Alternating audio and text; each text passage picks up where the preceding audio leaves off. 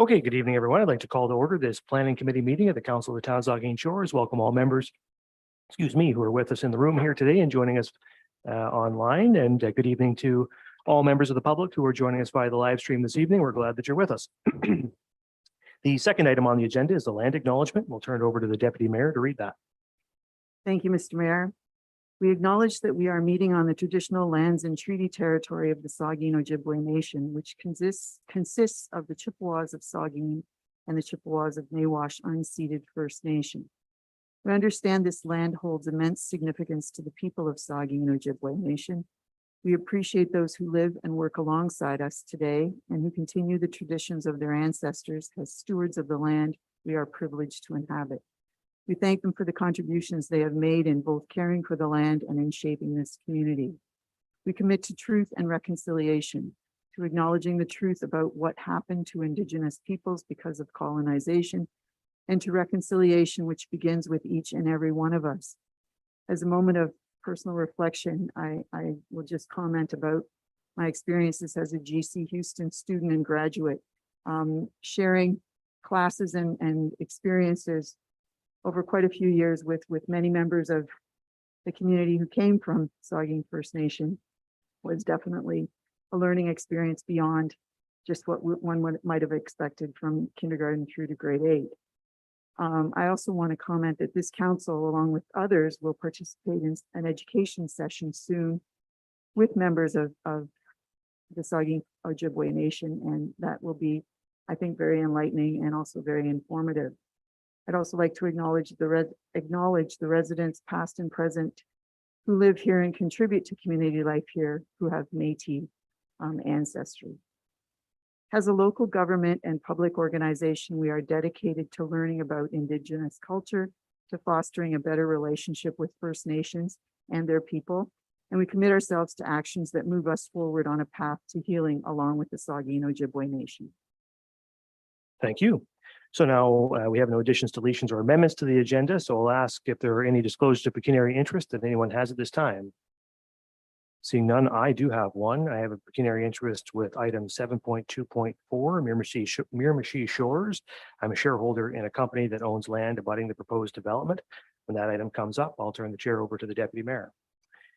So that moves us then on to, we have no minutes to adopt, so we're on to public meetings. That's 6.1, a zoning bylaw amendment, application Z 2020-056, Brian Melvin Miller for 102 Turner Street. And I will, just before we begin the public meeting, just give a brief rundown of how that meeting will go so that everyone is clear. We'll begin with a presentation from our planner, Ms. Mugabe.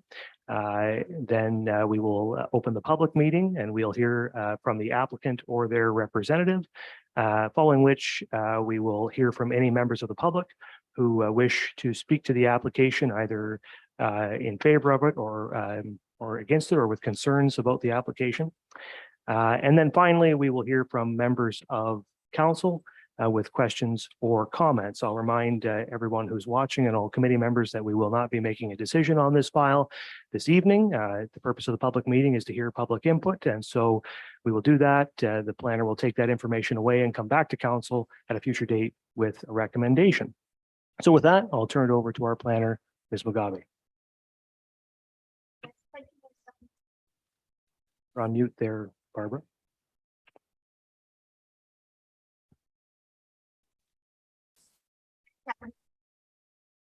We can't hear you, Barbara. You're not. I can see you're not on mute, but we can't hear you.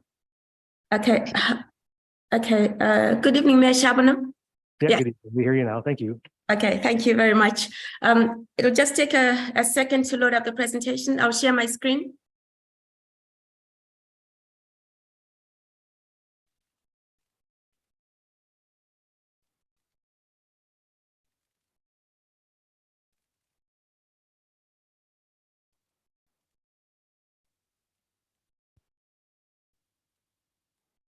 Yes, so this is a zoning bylaw amendment application submitted by Mr. Brian Melvin Miller, and his property is at the northwest intersection of Turner Street or Bruce County Road 13, and an open road allowance or a right of way, possibly a future extension of Gosford Street.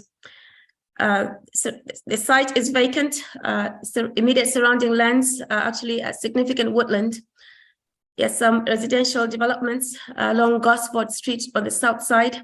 There are also existing residential and commercial uses, a mix of uses in and around Tenor Street, the intersection of Tenor Street and Highway 21.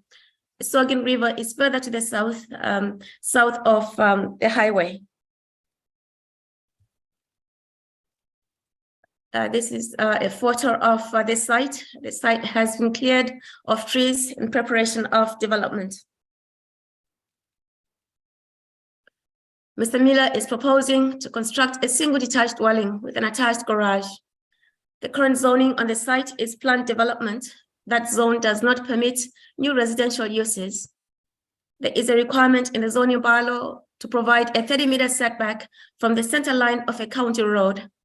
So this will push development further into the lot. And as you can see from this site plan, there is very little space left for a rear yard setback.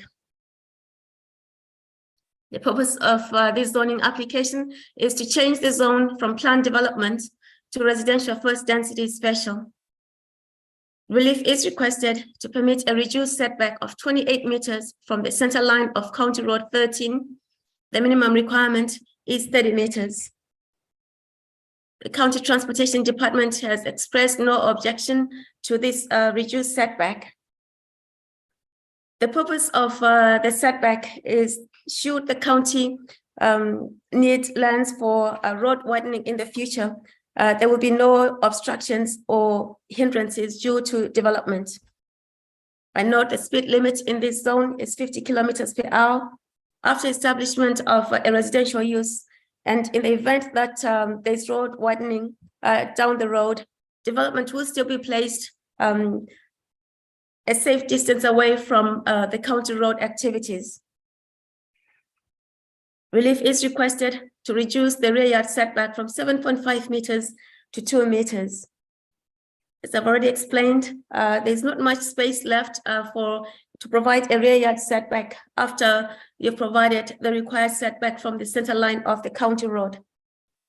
It is just virtually not possible to meet that minimum setback requirement, but there still is sufficient space to allow for access into the rear yard, especially for maintenance purposes. This site backs off onto a significant woodland, so there's not development or a property owner in the back there that would be impacted by development. There is sufficient space within the side yards that would accommodate typical rear yard functions. We've circulated this application to the departments and agencies. Virtually no objections received. The Conservation Authority has commented that they are natural heritage features, and these include significant woodlands, other wetlands, potentially significant wildlife habitat, and potentially the habitat of endangered or threatened species. They've also indicated that the wetlands present on and adjacent to the property are flood-prone lands featuring unstable organic soils, basically hazardous sites. Development may not be located within or interfere with the wetland and will be subject to flood-proofing requirements. Although this property is not within the environmental protection zone or the environmental hazard designation, it is nonetheless within the floodplain spill area associated with the Hurricane Hazel flood event standard. An environmental impact study has been submitted. It has been reviewed by the Conservation Authority. They have advised that it needs to be updated. It just is not satisfactory. So the applicant and the applicant's consultant is still working on updates to the environmental impact study. By the time we come back to committee with a recommendation report, we would have received comments from the updated study. The Conservation Authority has asked for deferral of a decision on this application until the environmental impact study has been updated and reviewed and approved by the Conservation Authority. We circulated the application to members of the public. No objections have been received to date. As a summary then, to recap, this is a zoning amendment application to change the zone from planned development to residential first density. The applicant is wishing to construct a detached dwelling with an attached garage. relief is required to permit a reduced setback of 28 meters from the center line of County Road 13. The minimum requirement is 30 meters. Relief is also required to reduce the rear yard setback from 7.5 meters to 2 meters. The Conservation Authority recommends deferral of the application until an acceptable environmental impact study is submitted and has been reviewed, and until it is demonstrated that the proposed structure will be flood-proofed. In terms of recommendation, staff is recommending that the report be received as information. That concludes my presentation. I'm happy to take questions if there are any. Okay, thank you, Ms. Mugabe. Then we'll open up the public meeting and we'll begin by hearing from the applicant or their agent. I think Mr. Davidson is on with us this evening. Are you there? Oh, there he is. Oh, no. Yeah, there he is. Mr. Davidson, go ahead and close your. Yes, thank you. Good evening, Mr. Mayor, members of council. Yeah, I don't have a whole lot to say. Barbara did a thorough job explaining things. This is I guess what I would call a nice little infilling development. Mr. Miller will be constructing a very modest house on this property for his own use. I should back up and say I was just recently brought into this project. I didn't file the application myself. Brian did that. But I have been asked to deal directly with the ecologist, and I've been doing just that. They themselves have been working with the Conservation Authority, and they expect to be getting an environmental impact study to the Conservation Authority with proper mapping very, very, very shortly. And like you heard from Barbara, once that happens, and the Conservation Authority deems the results and the recommendations to be appropriate, then Barbara can prepare the zoning bylaw amendment or revise it if necessary and bring it back to council for consideration. Mr. Mayor, that's all I have to say. Thank you. Okay, thank you. So are there members of the public who wish to speak to council about this application? Clerk or Ms. Mugabe, are you aware of any members of the public who are with us this evening? No? No, Mr. Mayor, I'm not aware of any members of the public. Okay, thank you. I've heard both from the clerk and from the planner that we don't have any members of the public wish to speak to us this evening on this application. So we will close the public meeting at this point and move on to members of council. Are there questions for clarification from council members? Councilor Davinsky. Thank you, Mr. Mayor. A couple of housekeeping items. One of the comments from various organizations, Hydro One answered they do not service this area. Apparently Westario does, and I'm just wondering, has Westario been contacted for comments on this? Go to Ms. Mugabe, and then Mr. Davidson has a comment as well. Yes, Mr. Mayor, if I could just look up and see if Westario has been circulated on the application. Do you want me to? I'll go to Mr. Davidson first. Will you do that, Barbara? And then we'll come back to you, Mr. Davidson. Do you have a comment? Yeah, just quickly here, sir. I can assure you that the Hydro is on board, because when they're in the area doing a line in the along the one street, they actually did an installation. So there's now a hydro service to Mr. Miller's property. So presumably they wouldn't be opposed to a development on the property. You have anything to add, Ms. Mugabe? Yes, I've just seen the email that was circulated to Westario, so they did receive the notification. Okay, Councilor Davinsky, anything further? No, and I guess yes. Sorry, Mr. Mayor. The SVCA staff has recommended deferral until an acceptable EIS is submitted, has been approved, and that the proposed structure will be flood-proofed. So this particular planning event is in abeyance until we hear from the SVCA And I guess that would be to either Mr. Davidson or Ms. Mugabe. We'll turn it over to the planner, Ms. Mugabe. Yes, that's correct, Mr. Mayor. The application will be held in abeyance until we receive from the Conservation Authority advisement that the proposal meets their requirements for flood proofing. Okay. Did you have a comment, Mr. Davidson?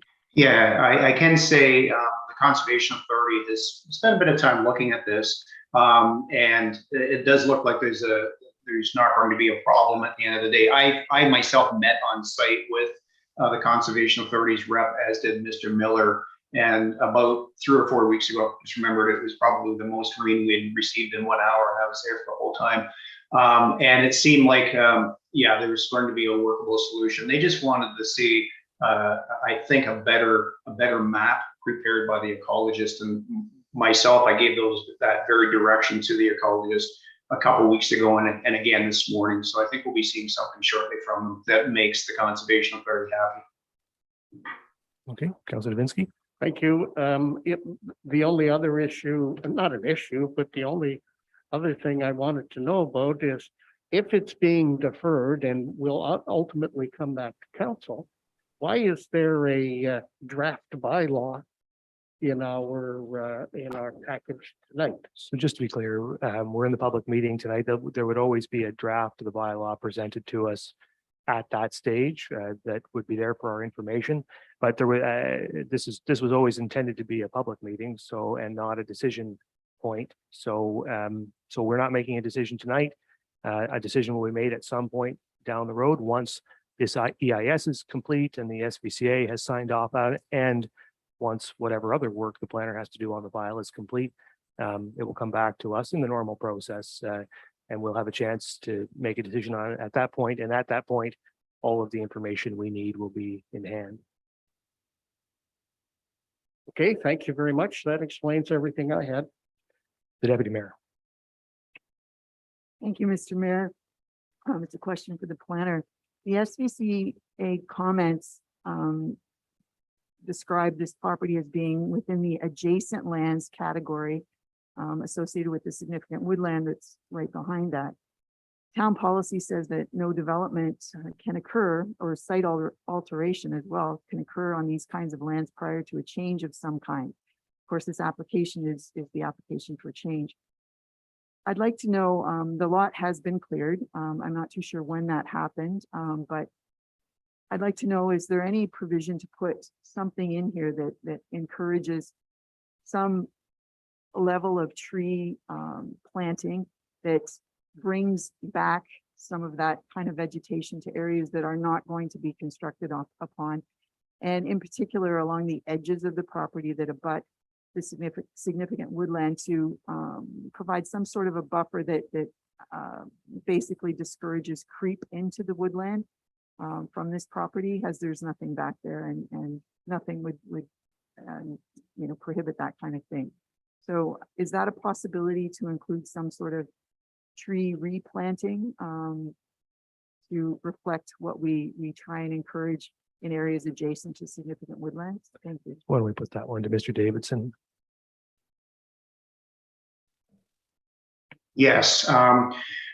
So yeah, first of all, the bylaw that Barbara has prepared, I think when it comes back to you, it will be in a completely different, there'll be a completely different version, one which includes mapping or a schedule component that says, here's the no touch area and here's the developable area. I wouldn't expect anything otherwise, because you're right, that area north of the river is a significant woodland. Development can occur north of the river on a significant woodland if you have an environmental impact study acceptable to the Conservation Authority that says that there's not going to be a negative impact. So yes, whatever comes back will be in the form of recommendations, will be implemented through the zoning bylaw amendment, and I suppose if necessary, a site plan agreement. But generally, you stay away from site plan agreements for something as simple as a single family lot. Did you have a specific answer to the Deputy Mayor's question about tree planting? Sorry, I'm assuming that the biologist or the ecologist will make that recommendation in his report. We see that usually nowadays more and more environmental impact studies are recommending a 2-to-1 ratio tree replantation, either on the site or elsewhere. Okay, further questions? Councillor Halpin. So I'm just looking at page 5 of the planning report, the official map designated residential significant woodlands. So the area that is in the hatched green, that is a significant woodland, and that area would it be subject to future development? I guess is my question. We'll turn that to the planner. Yes, thank you, Mr. Mayor. I'm assuming you're talking about lands adjacent to or in the vicinity of the subject land that's in the hedge. Yeah, I'm looking at page 5 of 17, the map provided.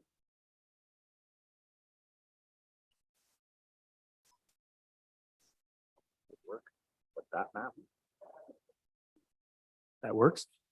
Okay, is that the local official plan map, the designation? Yeah, that's correct.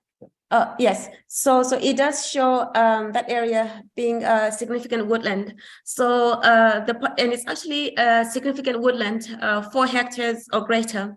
And the policy does not allow development in significant woodlands of that size. There's also a requirement for environmental impact study as part of the reviews for an application for development. So usually we rely on the recommendations of an environmental impact study as to where development can occur. I don't know if that answers your question sufficiently. So to see if I understand, someone could build in that if it was proven not to affect the woodland. Is that what the answer is? Yes, maybe I should just step back a little bit. So in the yellow, that's a residential designation. So the intent is for development. These are lands within a settlement area, but the hedge also indicates that they are natural heritage features, in this case, a significant woodland. So prior to considering development, there must be an environmental impact assessment to see if development can be considered, and if so, where the building envelope should be on a site. Thank you. Further questions? Clarification? If not, then thank you very much. As I said at the beginning, council will not be making a decision on this file this evening. It will go away. The planner will take the input she has received and come back to us with a recommendation in future. But just before we conclude, Ms. Mugabe, would you just let folks know if they're interested in being kept abreast of this file, how they can do that? Yes, certainly. So we can take comments, and the email that you can forward comments to is bcplpe@brucecounty.on.ca. Very good. Thank you very much. All right, so that concludes our public meetings for this evening. And now we're on to 7.2 reports and 7.2.1, which is a plan of subdivision S 2020-001, official plan amendment L 2020-009, zoning bylaw amendment Z 2020-014 for 15 Market Street Corp. And we'll turn it over to the planner, Daniel Kingsbury. Daniel. Yeah. Yeah, good evening, Mr. Mayor. Thank you for that. And members of council, good evening. So just bear with me here while I share my screen and bring up the slide presentation.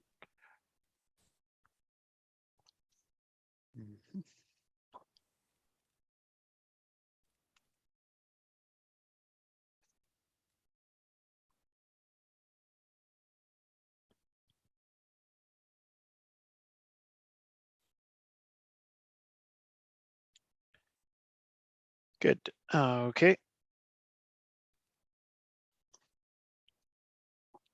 I'll just back up a couple here. Okay, so this is a file that we've had for quite a while. The application dates back to 2020, hence the file name, the 2020 file name, submitted just before COVID the COVID pandemic struck. And at the time, there was a public meeting proposed for a different concept plan on the land. That concept plan was revised. There was a public meeting last February, as well as an open house where for members of the public to attend and ask questions. That happened in February. Subsequent to the February public meeting, there were some minor revisions to the concept plan that was before council and the public last in February, and that's what I'll be presenting tonight. So these are the lands here. There's 3 applications proposed, a plan of subdivision, and the intent of the plan of subdivision is to divide the lands into parcels and blocks, or lots and blocks. So there's 12 single detached lots, 2 apartment blocks consisting of 129 units between the 3 blocks, as well as an environmental conservation trail stormwater management block that's to be proposed to be dedicated to the town. An official plan amendment is proposing to apply the woodlands policies that exist elsewhere in the town, specifically an area known as Special Policy Area Number 4, which largely encompasses the woodland between Southampton and Port Elgin. So it's seeking to apply the same woodlands policies. And a zoning bylaw amendment to implement the details of the proposed development. And I'll run through those details in a little more shortly here on another slide. Just in terms of the site context, it's down near the harbor. The lands are currently vacant, forested, surrounded by recreational and residential lands. Municipal water and sewer are available on the lands, and there's access proposed from both Getty Street and Market Street. In terms of the official plan context, or the principle of use, the lands are designated for residential uses. A small portion, of course, is open space up near Nodwell Park. In addition to the residential designation, there's a set of woodlands policies that affect the lands. And this particular set of woodlands policies restrict development in woodlands that are greater than or equal to or greater than 4 hectares in size. And so that effectively does not permit development as it stands right now, despite the residential designation. And as mentioned, the proposed amendment would apply a different set of woodland policies that are used elsewhere in the town, and that, if approved, would permit development subject to a number of criteria. And currently, the lands are zoned planned development and open space. A portion are also zoned R1. So the plan development sort of recognizes there's a need to develop the site comprehensively through a planning exercise, such as the one that's been undertaken for this proposal. These lands were formerly the sewage treatment plant for Port Elgin up until, I think, 1969 is when that sewage treatment plant stopped functioning or servicing the town, but it still was on the lands until, I believe, the early to mid 90s. And there was also a rail spur that bisects the land that was previously used up until, I believe, the 1920s. So as I mentioned, there was a previous concept plan, and I'll bring them up here, both what was submitted previously and what's being submitted or considered this evening. Since February, the concept plan has been revised to reduce the number of apartment units from 150 units to 129, and also reduce the number of apartment buildings on the lands from 4 buildings to 3 buildings, and those buildings are 4 stories in height. There's been an increase in the existing vegetation that's proposed to be preserved on the lands. In the previous concept plan, there was a proposal for 33%.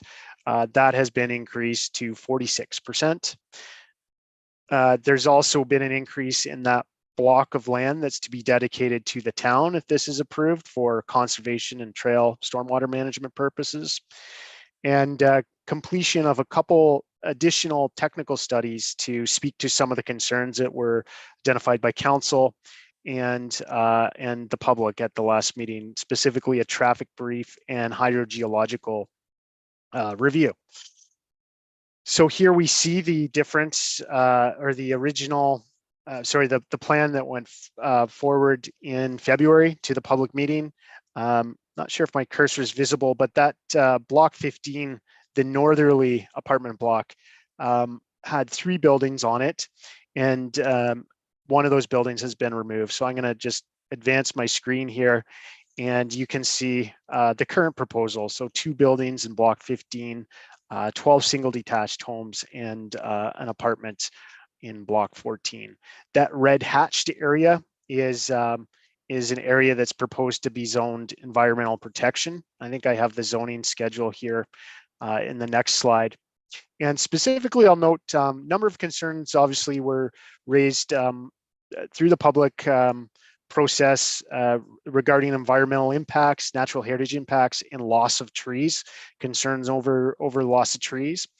And so this is the tree preservation plan showing the areas where that 46% of the existing tree covers proposed to be located. You'll note there's a vegetative buffer along the northern perimeter of the lands abutting the adjacent residential uses to the north. And there's a trail that goes through roughly following the old rail spur. And the intent is to formalize an existing path in there.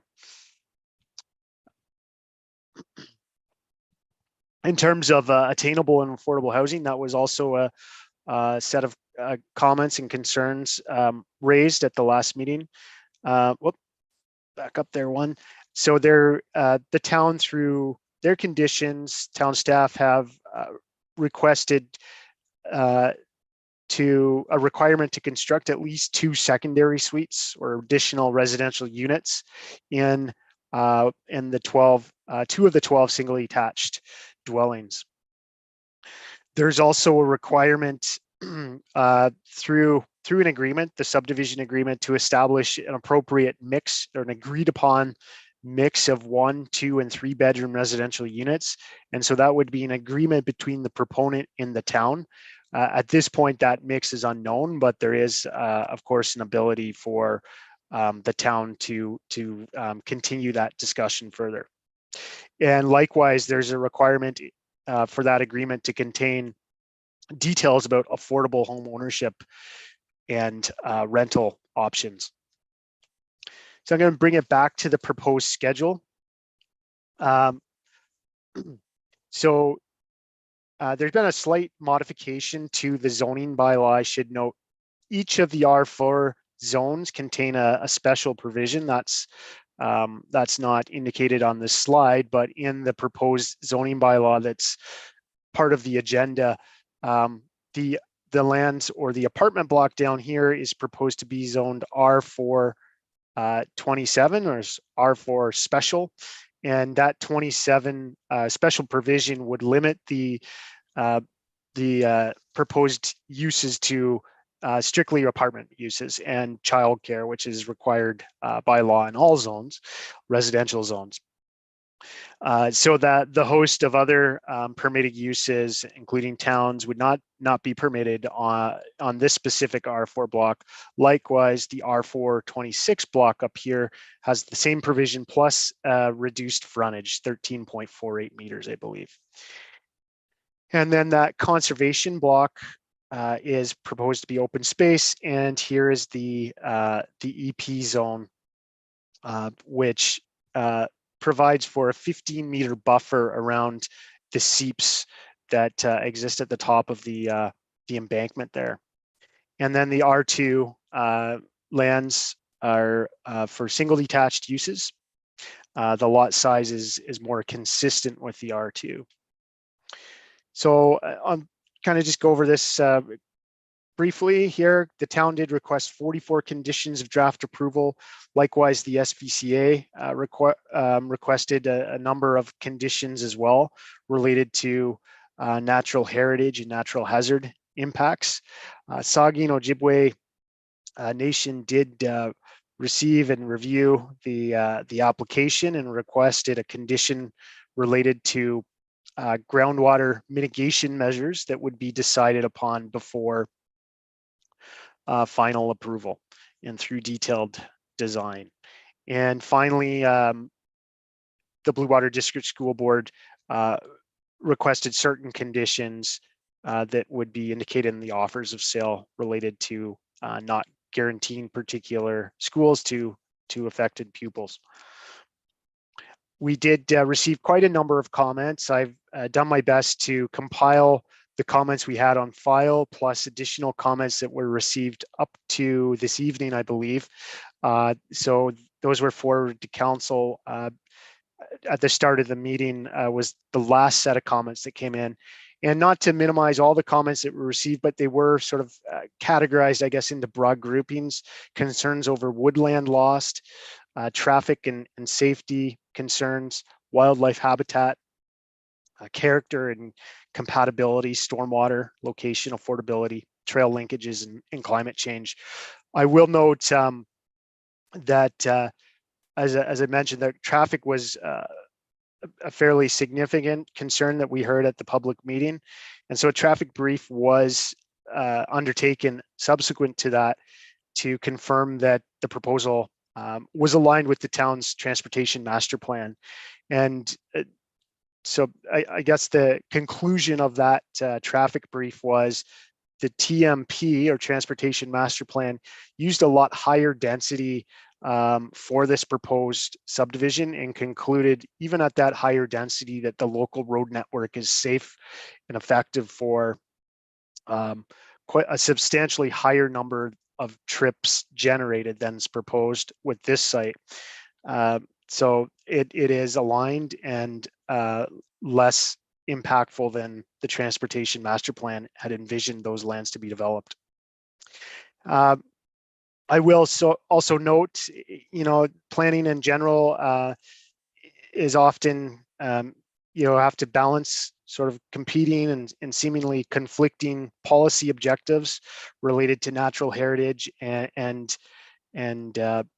development. And so I think through the subsequent revisions to this proposed plan, the proponent's been able to speak to a lot of the concerns out there, particularly with the retention of trees. 46% of the trees are proposed to be retained, and the removal of one of those apartment buildings to do so, as well as protection of groundwater resources and inclusion of that SON condition that will ensure they have a say in how that's carried out.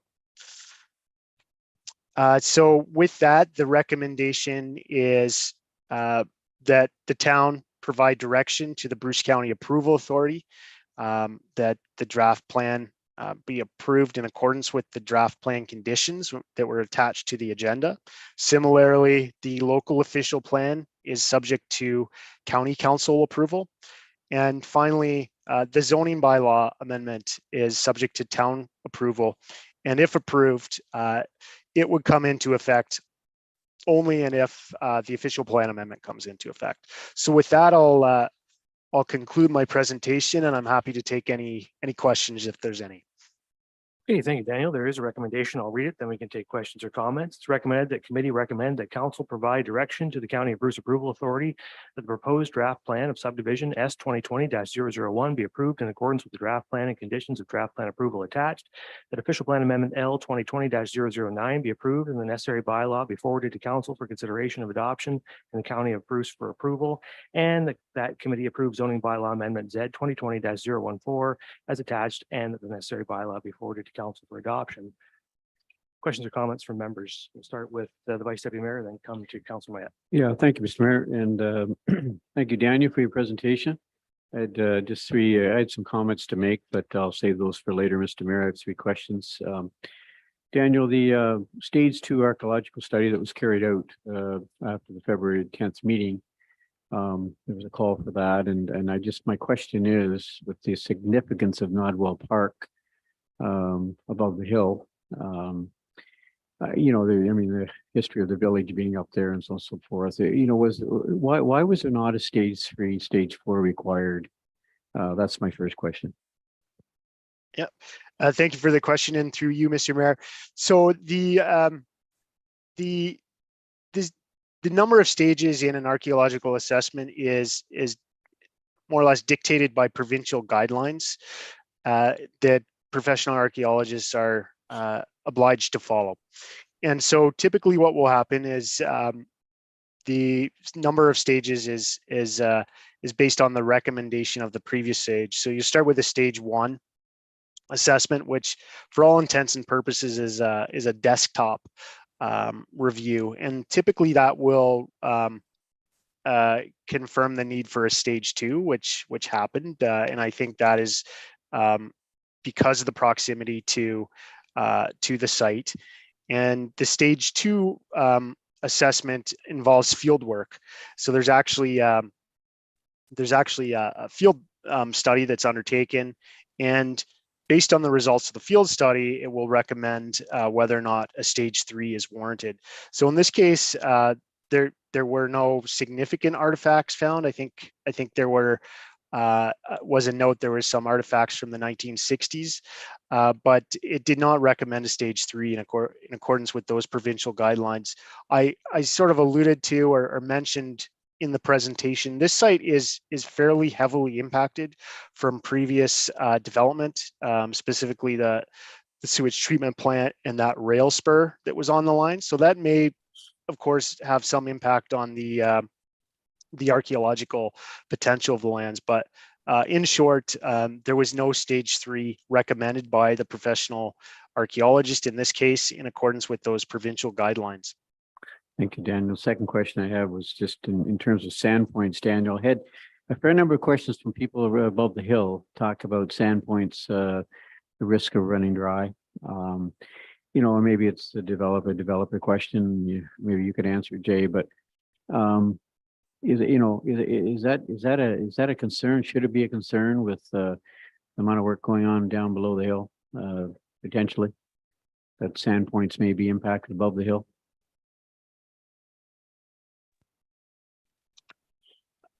Yeah, through you, Mr. Mayor, I can maybe answer that question, and if Jay would like to speak, he is certainly welcome to.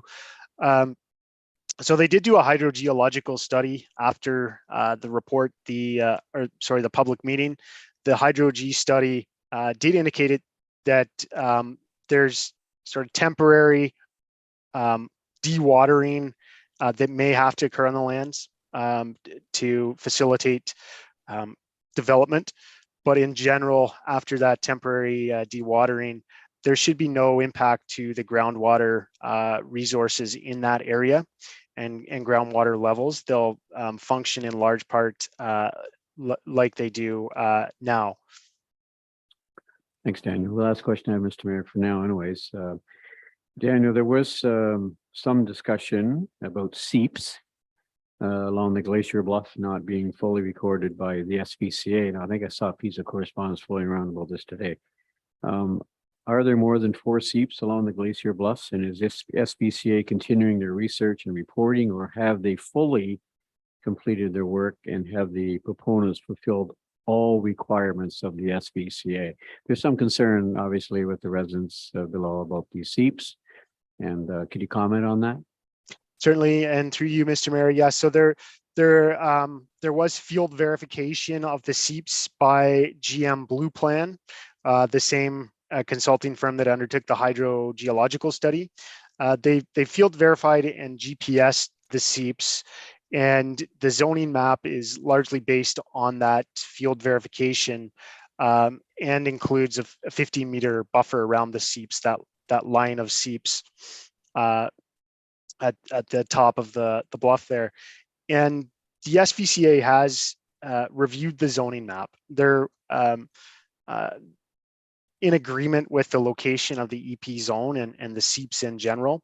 But that's not to say that they've signed off on the development. They've requested a number of conditions related to stormwater management and hydrogeology in general on the site prior to development occurring, and certainly they'll be involved in approving and commenting on the site plan.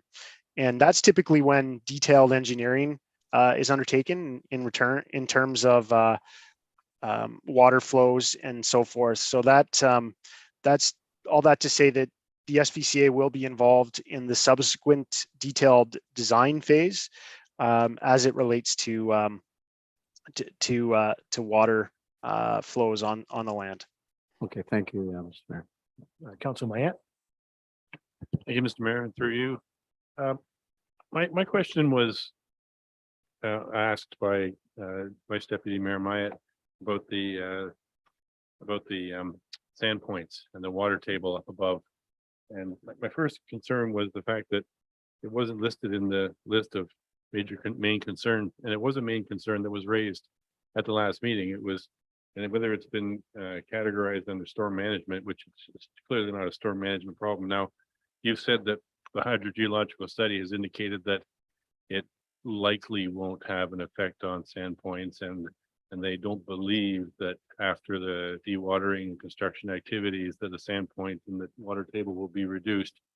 Quite frankly, I find those answers a little bit wishy-washy. I think our experience has shown that where development takes place on the lower part of the glacial shoreline and where stormwater management and dewatering activities take place, it has a great effect on sand points. And we've seen other areas in our community where sand points have dried up, and those sand points are a very important part of our municipal infrastructure. They take a significant load off of our domestic water system during the prime summer months, so people can water the lawns. If they're not using sand points, they're going to be using their hoses, and we already are seeing strains on our water supply system during the peak periods in July and August. So is there any way that the developer could provide a little more firm guarantees that their development isn't going to have a negative effect on the water table for those homes in the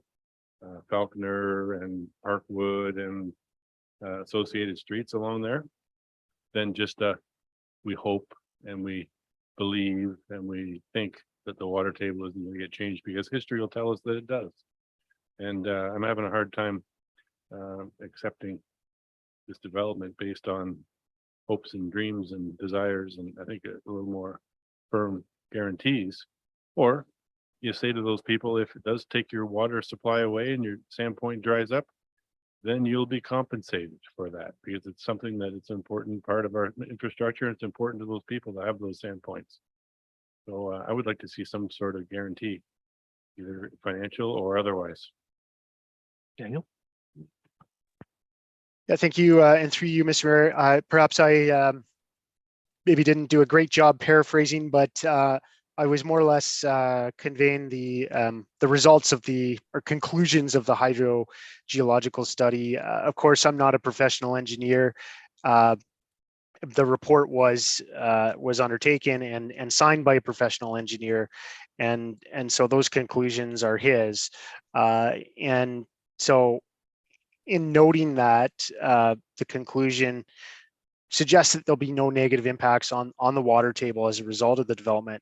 I think there is still an opportunity for further review of hydrogeological impacts and groundwater impacts prior to final development. In fact, there's conditions that would require so. Specifically, SON has requested a condition, and SON has been a little more engaged in our subdivision process lately, and specifically around groundwater impacts.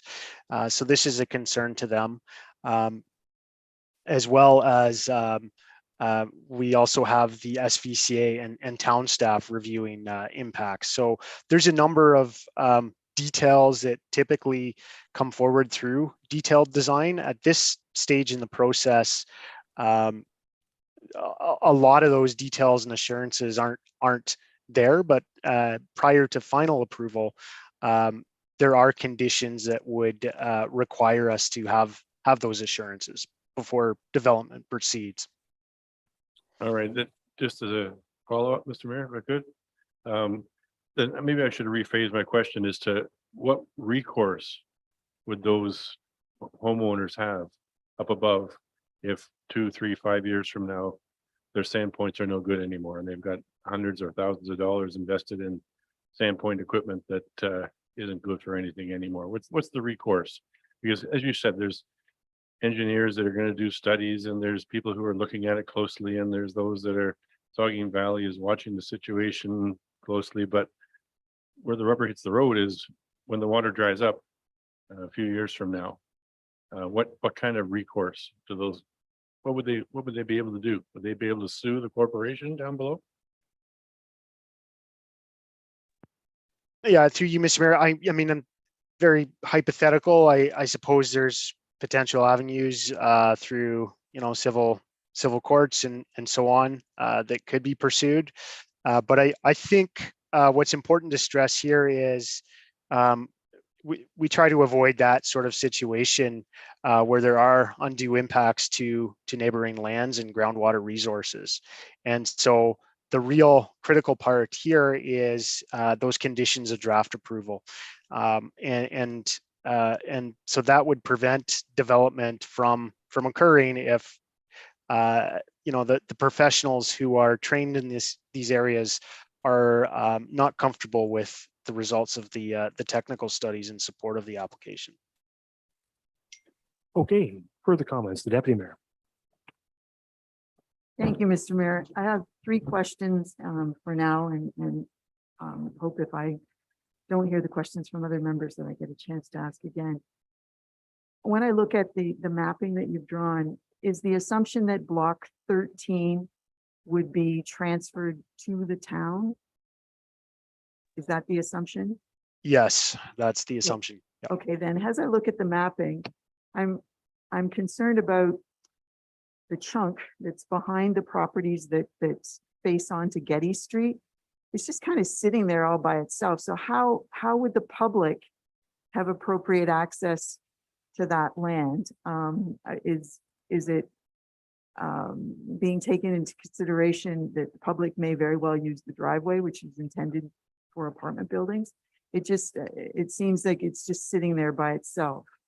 And also, when you look at the other side, the lines don't match up to enable the public lands to go right across that environmental protection zone, which technically then could set up how that could be blocked. Because if the environmental protection zone is still owned by a private entity, there would need to be some sort of arrangement which effectively ensures public access on a trail. So that's a question specific mostly to the piece of land that's behind the Getty's properties. What's the assumption for public use of that land that makes it appropriate for access? Yes, thank you. And through you, Mr. Mayor. So I think the primary function of that particular chunk of land, we'll call it, is for conservation purposes. It's not necessarily intended to be a public park, although it is public land and there is a trail proposed to be formalized nearby. So theoretically, those lands could be accessed by the trail and used. But in large part, that particular area of trees is intended solely for conservation purposes. Okay, thank you. A second question related specifically to the mapping. The way you've indicated or shown the mappings for the 2 R4 zones, 26 and special areas 26 and 27, the zone extends into areas which are marked on the tree preservation or tree retention mapping to show that those are areas where trees are supposed to stay. I'm concerned that by showing them on the map as a zone that sets up, because there's nothing in the special conditions about trees. It's basically saying there can be apartments and childcare there. I'm concerned that there is nothing there about trees, because in particular with the R427 zone, when you see it on the map, it almost lends itself to a future application to put another apartment building there. So is there a possibility of having the special conditions associated with R4 zones include a very specific reference to the tree situation, because it does show up on another map? Yes, thank you for the question. And again, through you, Mr. Mayor. So the lands that are proposed to be outside of town ownership, but still be part of the tree preservation plan would be subject to an agreement, a site agreement, prior to development. The town has requested, I believe, 5 conditions related to tree retention and protection on the lands, including that a development agreement be signed for those specific blocks. And that development agreement would outline, where development could occur on the lands and where it could not occur. And, the development plan should, the development agreement is, the intent of it is to sort of implement the intent of the zoning and subdivision, which is showing this as a treated area. So that would be carried through, that treated area and the restrictions on it would be carried through into the subdivision agreement, which would outline, the site plan agreement, which would outline where in the site development could occur. Thank you. So, and just as a little clarification point on that, the conditions include a reference to something with trees that suggests 30%. So I'm assuming that what you just said, that 30% relates to the blocks that would remain in private ownership. And then block 13 represents this increase that's mentioned in your report that goes from 33% to 46%. Would that be a fair way of looking at that? Because there is something in the conditions that talks about 30% of the lands being used for tree preservation. Yeah, okay. Thank you for the question through you, Mr. Mayor. So that 30% referred to as a criteria established in special policy area number 4. So that's the woodlands policy that exists between Southampton and Port Elgin broadly. And so development in those areas, or that area, requires that 30% of the lands shall be maintained and tree covered if in areas where development is proposed. And so that specific wording is being carried through to this development. However, the proponent is proposing to meet far beyond that 30%, 46%, in fact. And although, so it meets that criteria of special policy area number 4, and the intent then would be to enshrine that 46% requirement through the subsequent agreements that have to be executed prior to development. Okay, and my last question right now relates to in the conditions, there's a comment about an agreement that the town would strike that has to do with attainable and affordable housing and ownership and a number of categories. Have we had one of those before? And what does something like that look like, and how is it enforceable? Yeah, so I think this question might be best answered by Jay Posner if he's willing. It is a town condition, and I know the town's been using various approaches to meet their affordable and attainable housing objectives. Yes, thank you, Mr. Mayor. We haven't used this clause before, but as we're trying to do what we can to secure the affordable housing that's needed. And what we heard back in February is that both this council expressed its desire that this development needs to include affordable housing, and the developer said they'd consider it. So we want to ensure there's a follow through on that through a condition. What the agreement looks like is is one we haven't used before in Saugeen Shores, but there are communities in Ontario that have agreements with developers to secure affordable housing, and we'll be looking to them, subject to, how council directs on this project. Just wanted to, I have Councillor Grace Ness, but I just want to ask a follow-up on the deputy mayor's question regarding the overlap of the zoning and the tree retention areas. And I just wonder, Daniel, is it possible if council were to agree to proceed with this particular configuration as presented to us tonight, is it possible for us to ask the proponent to dedicate all of those blocks of trees to the municipality, all the sections that are identified in the tree retention plan?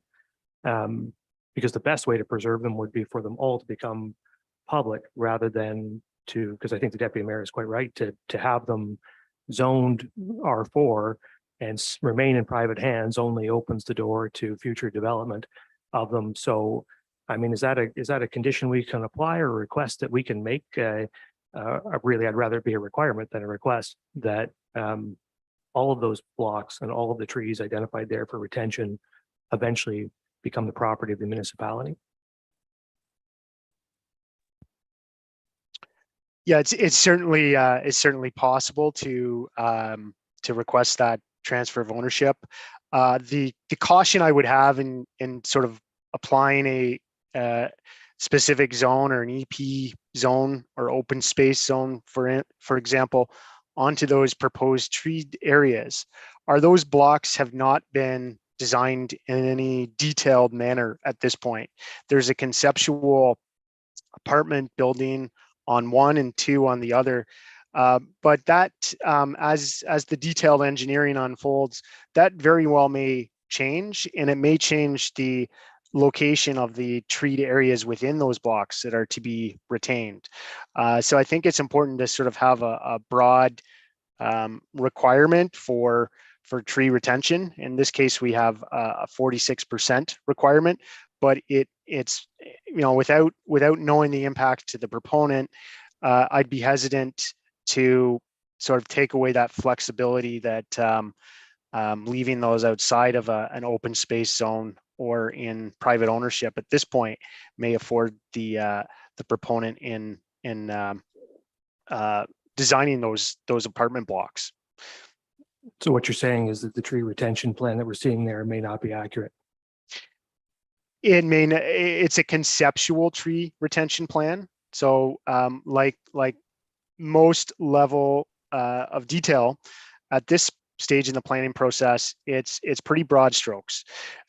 So where we uncover more better understanding of the site and the intricacies of the site is through detailed design and site plan control. So it is, I think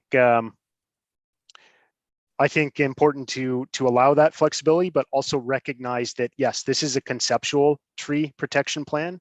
There are conditions in the subdivision agreement that would require further details in terms of tree preservation, and that sign off would ultimately be required from the Saugeen Valley Conservation Authority and the town on where those areas would be. Okay, well, we can loop back to that later. I think I have Councillor Grace. Thank you, Mr. Mayor, and thank you, Daniel, for the report. I have kind of a follow-up question on this, on the SVCA, and it involves the seeps, but it also specifically involves the permanent water course that is in block 15. Back in February 2022, during that meeting, I believe that it was confirmed that that water course was going to be running under one of the apartment buildings at the time, maybe the one that's been removed.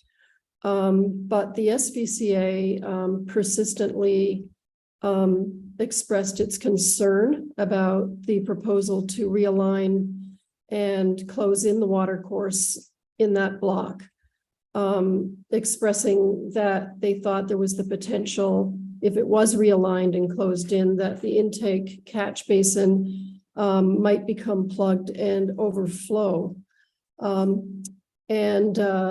So I'm as late as October 26, 2022, in its report, the SPCA indicated that that was still a concern for them. Can you give us any updates on what the SPCA has said about their previous wish to have that area around the watercourse zoned environmental hazard or environmental protection? Yeah, certainly, and through you, Mr. Mayor. So, in general, I'll just sort of provide an overview. That water course as it exists now is controlled, or it's an outlet from a stormwater management pond associated with the subdivision to the north. And so it's controlled to some extent. And what's proposed is for it to be realigned along the northern perimeter of Block 15 through a drainage pipe. And then it would outlet into the town's stormwater infrastructure down near Market and Geddes. And what the SPCA is concerned about, and rightly so, is what happens if that storm pipe clogs.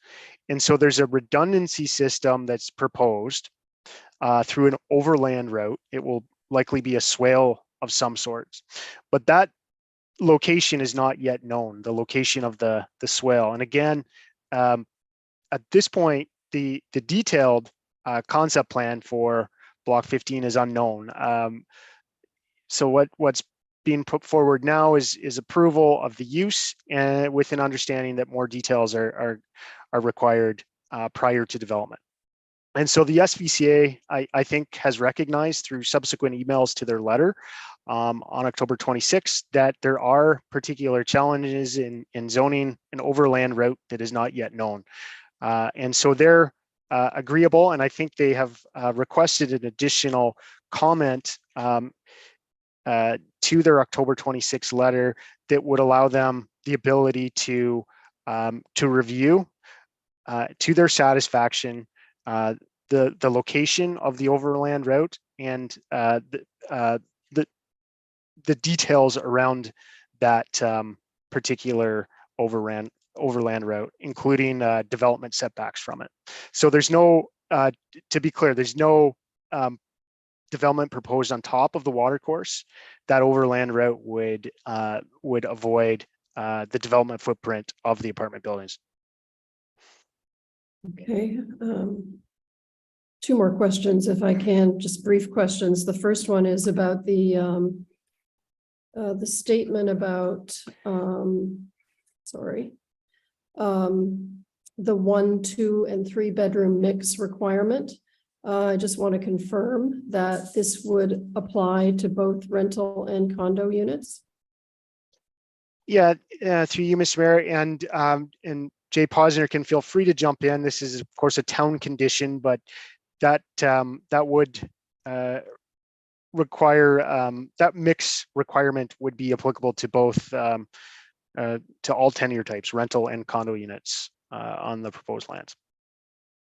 Okay, thank you. And just one more, for those members of the public who are have been following along closely with the Bill 23 proposals about the site plan control process, are the proposed changes to that site plan control process in Bill 23, would that affect the town's ability to enforce the conditions in this agreement that relate to the site plan control process?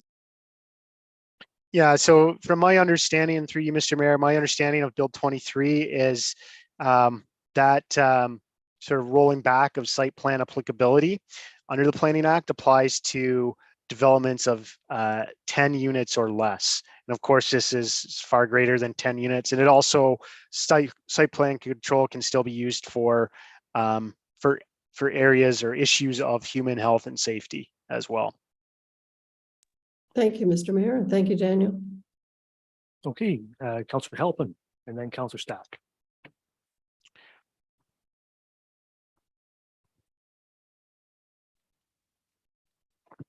Again, this is a significant woodland. And in the town plan, we say we want to protect these woodlands. And in the recent environmental ad hoc committee, they again said, well, we need to protect significant woodlands, yet here we are chipping them away. I think that 46% tree retention is certainly better than 30. However, I really don't think it's still enough. Since you're saying that this plan is just broad strokes and buildings may move and everything like that, has it been considered that the parking be underneath the buildings and that would significantly reduce the footprint of the building? Another thing I wanted to mention is that the block 13 by Getty's, it's great that there's a chunk of trees there, but it's not really connected very well to any of the other significant woodland area. So, you know, that is a nice little group of trees, but it's no longer part of the significant woodland connected to it to the north. So those are, I have another question too, but I'll stop there for a minute. Okay, thank you, and through you, Mr. Mayor. So I'm not sure if there was a question sort of in regards to the significant woodlands, but I'll maybe sort of just note that there's sort of this inherent policy conflict, if you will, in the town's official plan in some areas where there are woodlands. And there's 3 sets of policies in the town for woodlands. There's a different set north of the Saugeen River. There's a set of woodlands policies for the woodland between Southampton and Port Elgin, and then there's a set of woodlands policies everywhere else. So these lands are impacted by that everywhere else policy, but they're also designated for residential uses. So they form part of the town's residential land supply.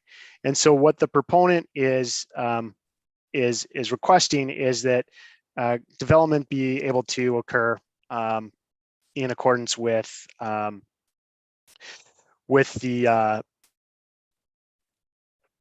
other policies that exist elsewhere. So I'll just note that I think there was something on parking. I will note that the proposed parking requirements are met in part by parking that is proposed to be under the buildings. So part of that parking, required parking, would be underneath the buildings. And finally, I think there was something on block 13, a particular area of trees around Market and Getty's. The tree preservation plan, I believe, fairly great detail was paid to maintaining a contiguous woodland feature and not fragmenting the woodland feature. So that area in the corner of Getty's and Market would extend via block 13 and that trail corridor up to the broader woodland feature that exists north of the lands. Okay, my next couple questions regard affordable housing. So of the 12 residential units, they can make 2 additional residential units. What would be the guarantee that they would ever be used for affordable housing and they just wouldn't be used for an Airbnb? Yeah, so again, Jay Posner may be best. This is a town condition, but I'm not sure if that particular consideration has been factored in or will be factored into the subsequent agreement. Yeah, there's two points to make on this. Firstly, is that the idea is that these are going to be affordable. It might be under the same section heading, but it's not outlined that those units have to be affordable.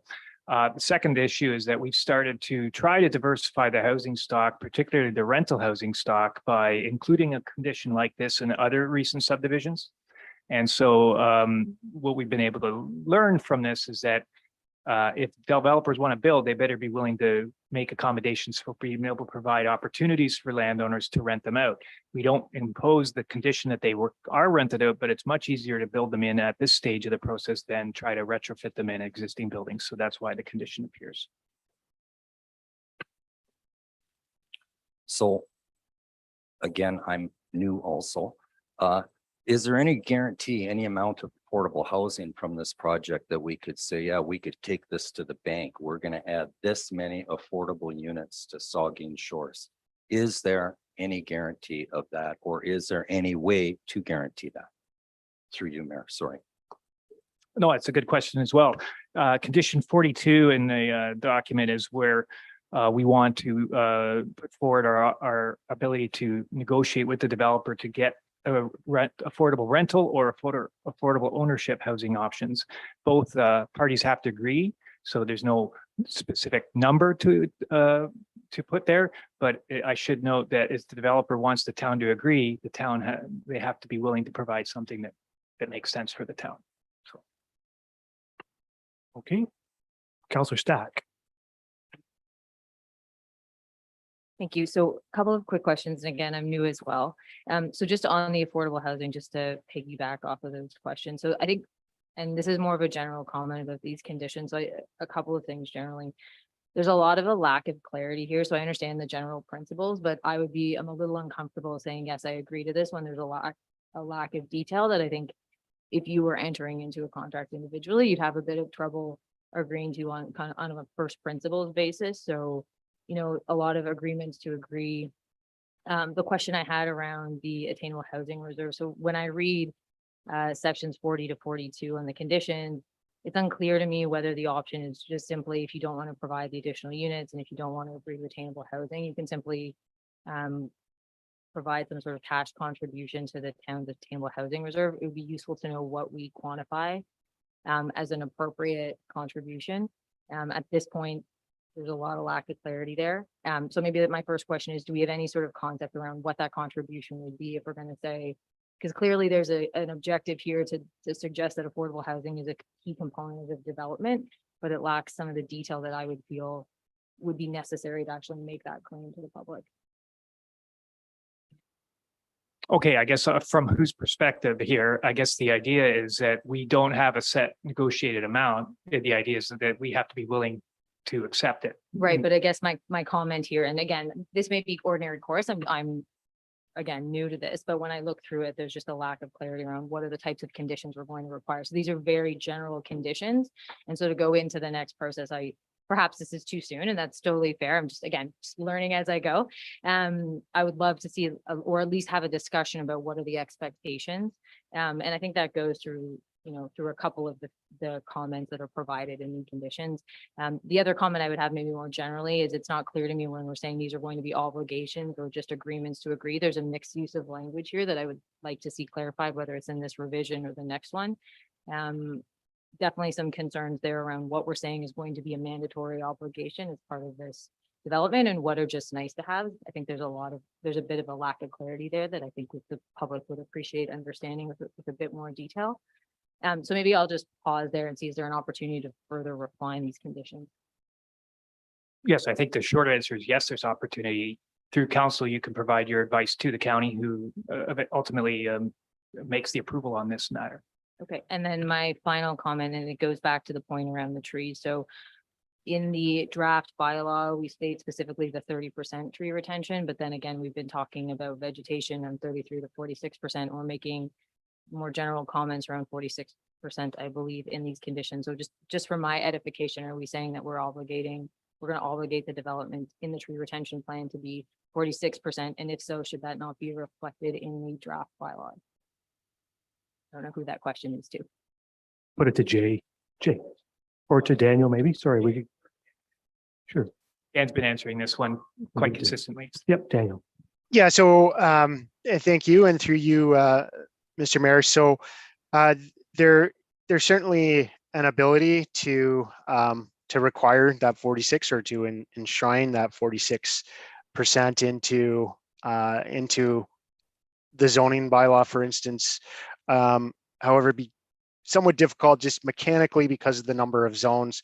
So typically what we would do is implement or require that to be implemented through a development agreement that would be registered on title on the lands and would require development to be undertaken in a very specific manner as per the development agreement. So We Sorry, can certainly, if it's the prerogative of council, currently, I think there's a requirement in the proposed official plan amendment for 30%. If council desires that percentage to change to reflect the tree retention plan, then that's certainly an option for council to consider. Why don't we, we'll just turn it over to the CAO to offer some clarification. Yeah, thank you, Mr. Mayor, and either Dan or Jay can correct me if I'm wrong, but just for Councillor Stack information, this is not the final agreement. So the final subdivision agreement will come forward, the final site plan agreement will come forward for review. So this is the overarching framework that we're going to work in to prepare those agreements. Yeah, no, I understand. I see that it says draft. I think I'm just curious what, like, it's just a point of clarification why we're talking in the meeting about 46%, but then in the draft bylaw, it's 30. So I understand that's a minimum requirement. I'm just sort of, part of my edification is just to understand that, so this will be revised. And so we're not agreeing today to the language in this bylaw, which says a minimum 30. Sorry, no, to clarify what I was trying to say, I'll try to say it a bit more clearly, not talk too much like a planner, but these are the bylaws that you're approving, but those details that you're asking for will be captured in the actual subdivision agreement that will come forward. Right. So, but just on the 30% piece. So we're just saying today we're going to agree that there'll be no less, or we're going to do there'll be an objective to maintain at least 30% in a forested state in the tree retention plan. That's And correct. again, so that's not a minimum obligation, that's a target. I'm just trying to make sure I understand. So we're saying there's going to be a target of 30%. And then through the negotiation of the final plan, we can go above that target 30%, notwithstanding what the bylaw says. Yeah, that's correct. I guess the question is whether or not there should be a rewording in that to a minimum of 30%. As I think that's what I'm picking up from you, is the language around at least 30%. Yeah, I mean, I think that would be ideal, particularly given some of the other reports. We moved from a 30% vegetation retention to a 46, and this says 30. So I'm just trying to make sure I understand the numbers we're talking about. We'll get Jay. If I can, Mr. Mayor, Yep. yes, the OPA does say at least 30%. So it's, I take it as you could go higher if we landed on a number. And I think that goes to you. I think you're trying to, learn about this process from a general standpoint, is that it is drilled down at every stage. So there are a lot of these types of conditions maybe worded where agree to agree, because you're going to the next level down. And at that stage, you get more progressively more detailed with each stage of the process. And I think that also lines up with what you were getting at, Kara? Okay. Okay, Councillor Stack, do you have further comments? Yeah, I'll leave it for that now. Thanks. Okay, Councillor Halpin. If we're aiming for 46% tree retention, why don't we put 46% tree retention in this bylaw that you want to approve? Doing that over to the planner, Dan. Thank you. And through you, Mr. Mayor, well, I mean, certainly that is, that's a council decision. If council is desirable of that specific detail in the proposed official plan amendment bylaw, then that's certainly an option to council. I mean, I would think the wording as proposed, as noted by Jay Posner, at least 30% does allow for an increased amount over and above 30%. But if that's a specific detail that the council wants to enact in the bylaw, I think that's a fairly straightforward modification. Okay, well, we'll have some, I got Councillor Davinsky next, and we will have some discussion here. We're going to get down to a point where we're going to discuss what direction we're going to go with this. And when we do, if council has some specific changes it wants to see made, i.e. to raise the minimum amount of tree retention or other things, then we can discuss those things, and then we'll have to decide how we would proceed to put that before the developer. So we'll go to Councillor Davinsky. Thank you, Mr. Mayor. I've listened to all the discussion tonight, and I know the proponent has come back and made some changes based on our February 22nd meeting. But I'm still, and I hope this isn't true, but the optics to me are just a little fuzzy.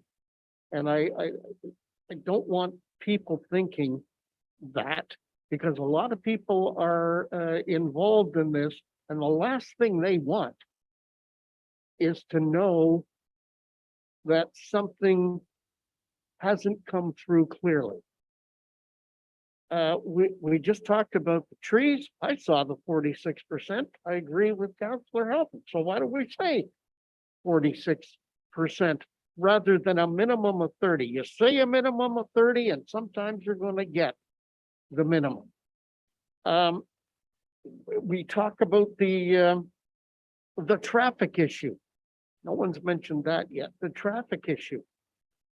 And if you think of all the development that's going to go on there, and not one car or one vehicle per person, but two. Most people have two nowadays. And that would double the numbers that we have here. And I just want to make sure that the proponent or Daniel Kingsbury will come back and say, yes, these have to be locked in. I haven't heard anything about San. Has San signed off on any of this? That was okay. I'm getting the nod yes, because they were concerned way back when about making sure that they were part and parcel of this. There are some cloudy areas that we as council will have to clear up for the constituents of Port Elgin before we move any further, as far as I'm concerned. Thank you, Mr. Mayor. Yeah, so just to clarify a couple of things there. One, San has provided comment and it has requested a condition with regard to groundwater. So that's something that's still in process. There's a letter there where they've given some more general comments, but they have responded. And on the traffic question, I think it's important to note that so the work was done that we requested last time, and it was the way that the methodology that was used was drawn from our own transportation master plan approved by council. So I think it's important to remember that there shouldn't be doubt. We shouldn't cast doubt. We council decided how that ought to be done. It was done in accordance with that process, and it was determined that indeed the roads could handle the increased traffic from the development. So I think it's a pretty clear process that's been publicly established and carried out. Just for clarity.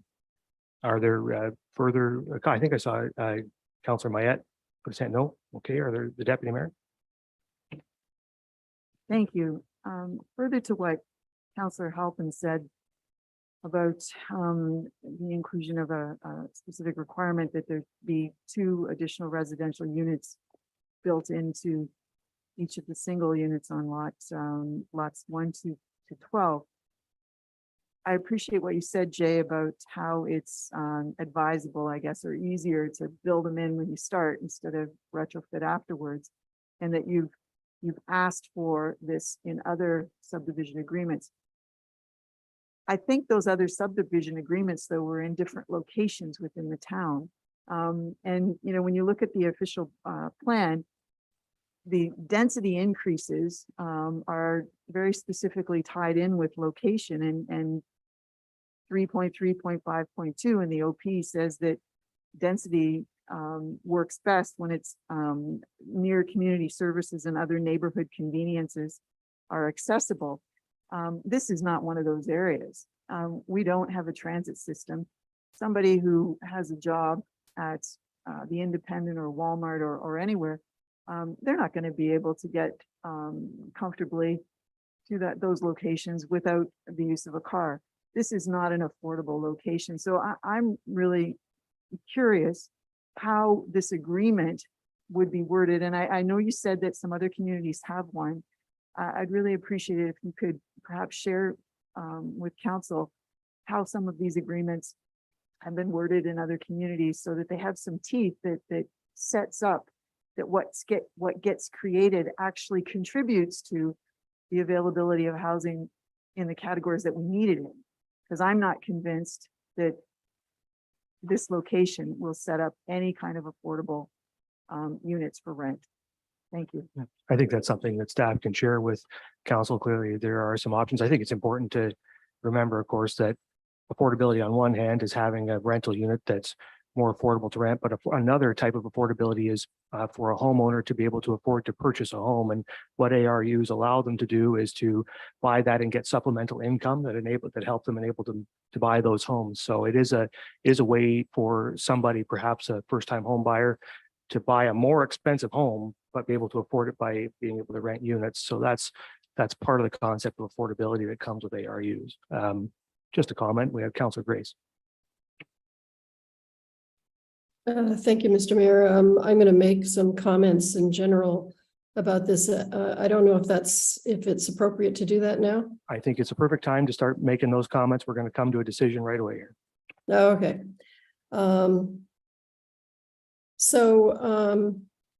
Regarding the significant woodlands issue, which is a very important issue, this, as has been stated a number of times in the written report and tonight, this area is considered to be a significant woodland as defined in the town's official plan because its area exceeds 4 hectares. And it's not within the special policy areas between Port Elgin and Southampton or north of the Saugeen River, where development is permitted in significant woodlands as long as an environmental impact study says the lands can be developed with no negative impacts on the natural features or their ecological functions. The SVCA, which is still at this point charged with making comment on natural heritage features, in its opinion, in its October 26 report, says that it doesn't consider that this woodland has significant ecological functions except for the hydrogeologic function. And it also cites the fact that this area is not really a pristine woodland in its opinion, because of the railway spur that was cited there, as well as the fact that it was the site of the Port Elgin sewage treatment plant from 1948 to the late 1960s, with the plant being decommissioned in the 1990s. As of today, we heard that the SVCA is satisfied that there are sufficient conditions in the agreement on its part to address its concerns about how the development will affect the hydrogeology of the area. And SON will also be monitoring this aspect.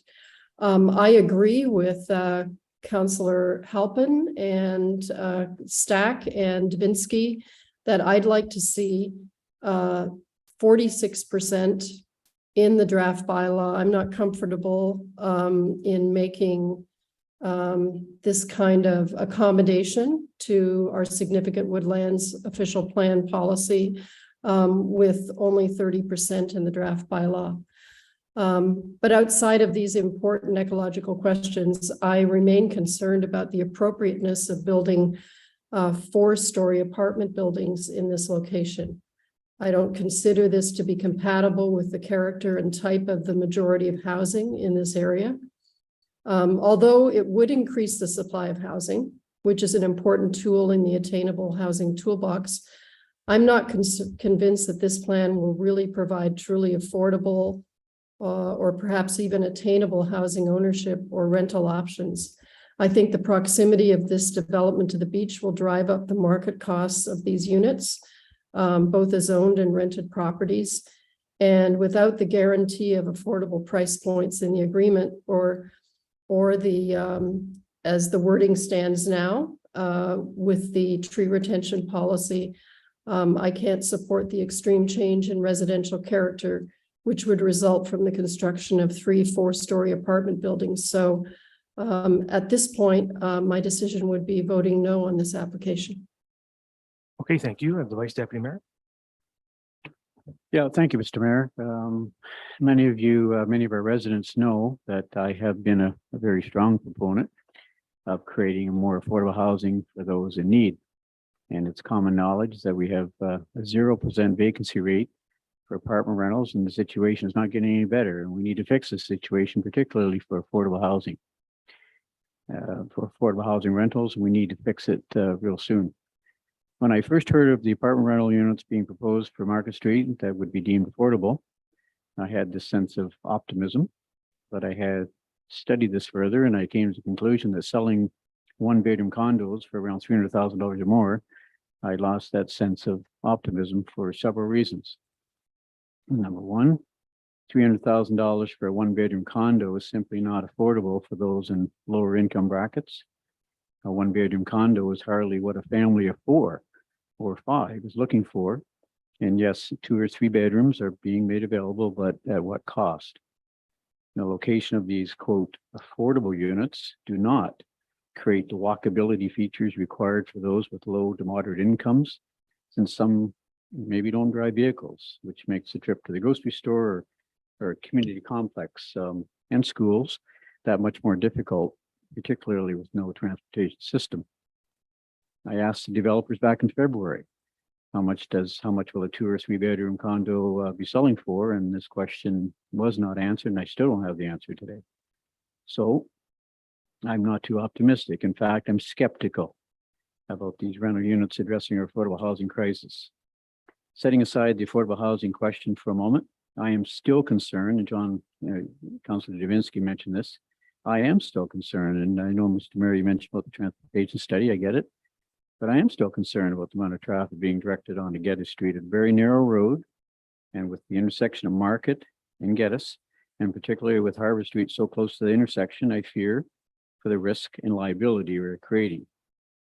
This parcel of land, I understand, is 4.2 hectares, and this falls under the town's significant woodland policy. The policy was created for a reason. No, we have a significant woodlands policy to protect our natural heritage, and I'm not sure how this development is doing that. We talk about section 2.682, subsection C of the town of Saugeen Shores official plan policies under the tree preservation and significant woodland policy states the following. Woodlands have an area of 4 hectares, which is 10 acres or greater, are considered significant woodland. Development or site alteration shall not be permitted within these woodlands. Developments may be permitted on adjacent lands in accordance with sections 2.6.11. And while it's the opinion of the Saugeen Valley Conservation Authority staff that the proposed development is not in conformance with policy S2682, the SVCA also goes on to say that subject lands be treated in the same manner as those that fall within Special Policy Area 4. I disagree, which is Saugeen Valley Conservation Authority's interpretation supports constrained development so that the impact on the environment can be minimized. Mr. Mayor, I don't see the impact on the environment being minimized with 54% of the tree canopy being removed from this parcel of land. And I know the requirement is 30%. We're talking about 46% tonight, but I still think the area is significant. The woodland from a significant woodland position, and so I still think we're removing too much of the forest. Before us tonight, we have a recommendation to approve an official plan amendment that is required due to having to amend the significant woodland designation and to change from R1 residential to R4 high density. I guess the question I have is this: the developer is requesting relief from section 2.6.8.2 subsection C of the town's significant woodlands policy, which includes tree preservation requirements. And this proposal, as I mentioned earlier, moves up to 54% of the tree forest. Special Area 4 includes this parcel of land. And again, if we approve this evening, I don't see how we are not impacting our natural heritage. One of our last treed forests in Port Elgin. It's not that many left. I have major concerns about this development from an environmental perspective. And while yes, an environmental impact study has been carried out, there are just too many conflicting stories from residents who have lived in this immediate area for many years, some for decades. And the conflicting stories relate to the presence of wildlife in this area. The presence of wildlife reported by residents in this area varies greatly from the findings of the environmental impact study. And that does concern me greatly. I have some major concerns about the character of the neighborhood that currently has a mix of single-family dwellings and cottages, and I'm not sure how 3 4-story apartment buildings fit in with the character of this neighborhood. I'm also not convinced this is going to help address our affordable housing situation, given the size of the units and selling prices. 1-bedroom units selling for $300,000 or more hardly meets the needs of a married couple, for example, 2 or 3 children. I really do think this is a great development, but I think it's in the wrong place. And for the environmental reasons, for character of the neighborhood reasons, and for the lack of affordable housing reasons, I cannot support the scope and size of this development, and I will not be supporting this recommendation this evening, Mr. Mayor. Okay, thank you for the comments. Councillor Stack and then help. I just wanted to make a point of clarification. So my concerns here were just around clarity and consistency in the messaging. So if we're going to talk affordable housing, let's be clear what we mean by affordable housing. And I think the feedback has been provided by council that perhaps the notion of affordability is, it's a useful endeavor. I'm not sure that this is where we're going to go. So if it's funding through some other means so we can develop affordable housing, that's great. I just wanted to be clear that the purpose of my questions is so that we're very clear to the public about what we're agreeing to and what we're committing to, so that there's no degree of lack of clarity. That was certainly the feedback I had from the public during the campaign. So I just want to be clear that I'm not objecting to development, but I am concerned with a lack of clarity between materials presented and what goes into the bylaw. And I think that's a legitimate discussion, Councillor Stack, and that I think there is a lot of room to fill in detail about what affordability really means and attainability. And I think that's a very much a live discussion and worth debating, particularly in the context of planning decisions like this. So I think we certainly understand where you're going with that. Councillor Halpin. First, I just want to acknowledge that the developer, the proponent, has come back with a better plan and a more improved plan. The other thing I'd like to say is that I have sympathy for builders today, because if there's anyone that's thinking of building, you'll know it is very, very difficult to predict costs, and it can be very, very difficult to control costs. So I understand that. However, for me, I'm concerned the way our woodlands are just constantly being chipped away. We're not clear cutting, just chipping away, chipping away, chipping away. I am not opposed to development on this property, but this development is too big and it's taking up too much of the treat area. And I doubt that they'd find any artifacts in that area, because our First Nations people were smart enough to live on the top of the hill and not live in the sinkhole where all the drainage and everything comes out. I'm concerned about the hydrology of that area. And as far as wildlife goes, I just live a couple blocks from Nodwell Park. We've seen bears, coyotes, deer, fox. So yeah, there's wildlife around there. Raccoons, skunks. I mean, there's lots of wildlife that go through that area.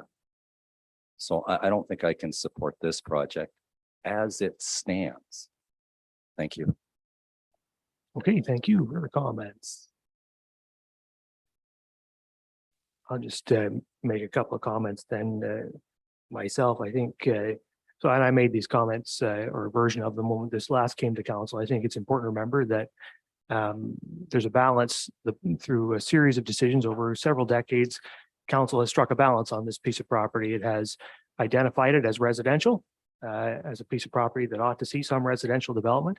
It has also applied a significant woodland overlay to it to say the woodland is significant and ought to be protected. So we have, I think either Daniel or Jay described it as a contradiction in our planning documents, and I think that's right.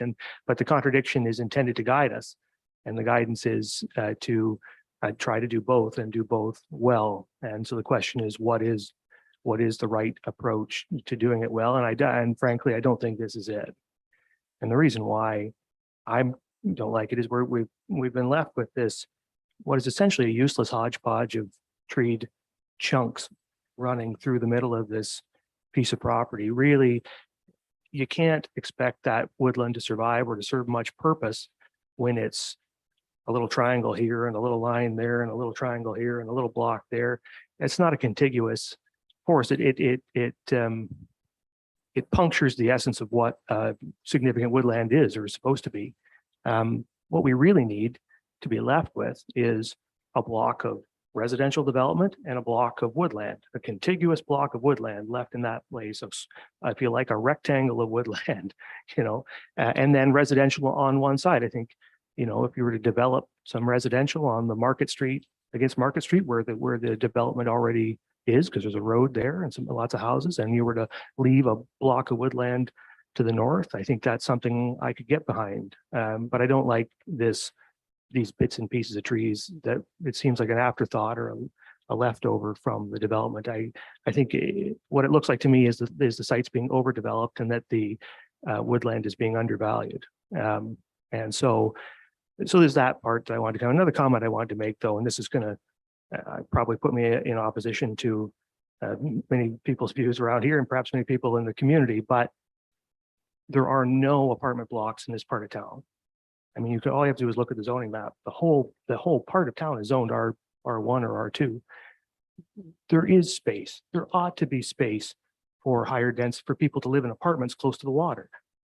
And that doesn't puncture the character of the neighborhood, doesn't hurt the character of the neighborhood at all.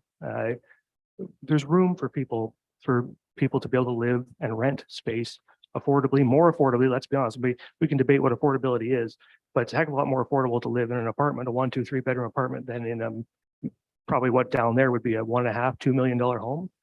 That was all you could get. That's what you'd pay in that area. So I think we should create opportunities for apartments in that part of town, and I think that's okay. And I think this wouldn't be a bad place. And I also think it would enable us to develop those apartments on that residential use to house lots of people on a smaller footprint and preserve as much of that woodland as we can. So I really think that, that's what I would like to see. I think apartments are some apartment, 1 or 2 apartment buildings along Market Street, and leave the forest in behind. I think that's what we should be aiming at. So anyway, I won't support the recommendation as proposed. I'd like to see it go back. I'd like to see the developer and the reasons why. And I think council, and it's important to note, council ought to state some reasons if we're going to reject this. And the reason I would offer, and I'm hopeful it reflects the comments that you all have made, is we don't think it adequately protects the woodland, and we don't think it adequately serves our need for affordable and attainable housing. So those would be certainly my view, although my view on the affordable and attainable housing is that the single family homes are probably unnecessary and redundant, and we ought to not have them, and we ought to just have higher density. But one way or the other, the reason is affordable housing and our concerns around that. So anyway, those are of course just my personal views. And I don't know, are there further comments from members?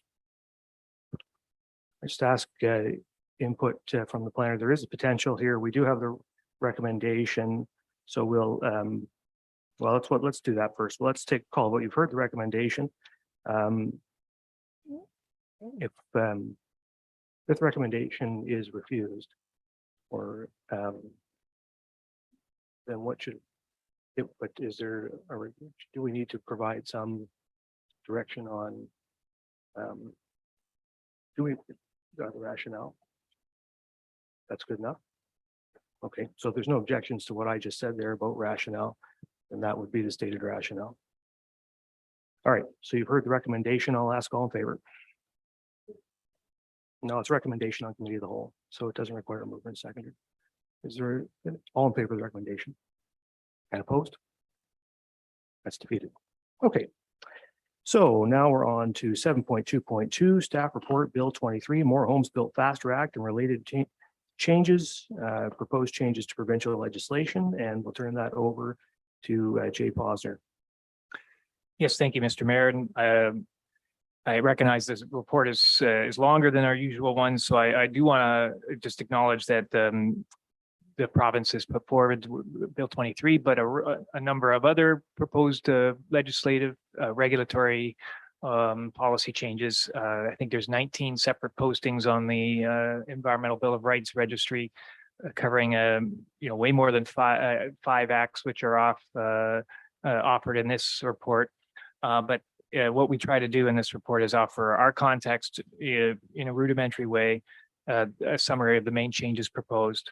a bit of an analysis and then offer our recommendations. So if it pleases the mayor, I can go through at least some of the analysis and the comments. I mean, I want to articulate it as well as I can. So Yeah, I think so. Yeah. all right. So under the Planning Act, there's there's numerous changes, and I just highlight the ones that have significant impact to the town. And the first big one, in a general sense, is through this changes to the site planning process and provisions in the act. And the first component is that we would no longer be able to integrate landscaping or building exterior considerations into site planning. As you know, and you'll see it on the information report coming later tonight, it's a normal part of our site planning process where we want to ensure that properties are properly situated in the context of where they are. So in the case of properties along Goddard Street, that they have adequate landscaping of the type and quality that's conducive to the town's small town charm. The same goes for building exterior. We've created guidelines over the last decade in both downtown Southampton and downtown Port Elgin and the brands, I must say, to enhance and develop the characters of those downtowns.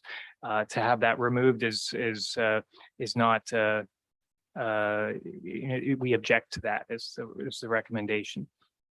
Under additional dwelling units or additional residential units, as they're titled in the report, these do line up closely, pretty closely with what the town already does. Our existing context and proposed changes are very similar. What we offer is a small caution is that because these are being built in as of right into the act, I just wonder if there are unintended consequences for other provisions of the bylaw that may be affected by this. And I'm just not sure. We're still exploring that. So I offer that as a caution. Under the category of parkland, there is, I guess I've got three major changes rather. First is that developers now, it flips the script, whereas under the current process, the town gets to identify the parcel of land that's to be retained as or dedicated as parkland.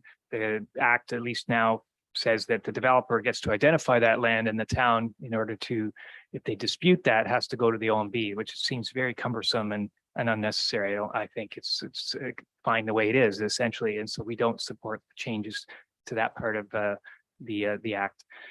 The second is that the province is proposing a cap to the alternative method to calculate parkland. And while it's not currently used in Saugeen Shores, this alternative method allows the town for high density developments, like truly high density, where there's 300 houses per hectare, for example, to acquire parkland that's actually needed for that number of people. If you were to acquire only the 5%, Watson does the best analysis of this, and I think I encourage everyone to go look at their comments. You would essentially be, and with the cap, at 50% of the eligible land, way less than what is needed to provide park services to those under the current system. And the third major change under parkland is that, well, I mean, maybe it's major to me, maybe not to you. They're introducing this concept that towns and municipalities have to spend or allocate 60% of the reserve funds they collect on an annual basis. And we're not sure really what allocate means. I think it's a good idea for communities to plan how they use that money and how they intend to use that money. But until we know what what the province means, I guess we're concerned about that. Under inclusionary zoning, I think that the province has actually made it more restrictive. They've said that where inclusionary zoning is permitted, only you're capped at, municipalities are capped at 5% of the development can be made to be affordable, like made to be as under the Planning Act. And this is disappointing because the county and the town jointly made a delegation to the province, as it stated in the report. And the minister gave his blessing to the town and the county to explore this option in Saugeen Shores and in Bruce County. And so we're disappointed that they've actually gone the other way and made it more difficult for communities like us to do that. I make note under the community planning permit system. We're excited to be leading the province in that, exploring how that system can be used to support affordable housing.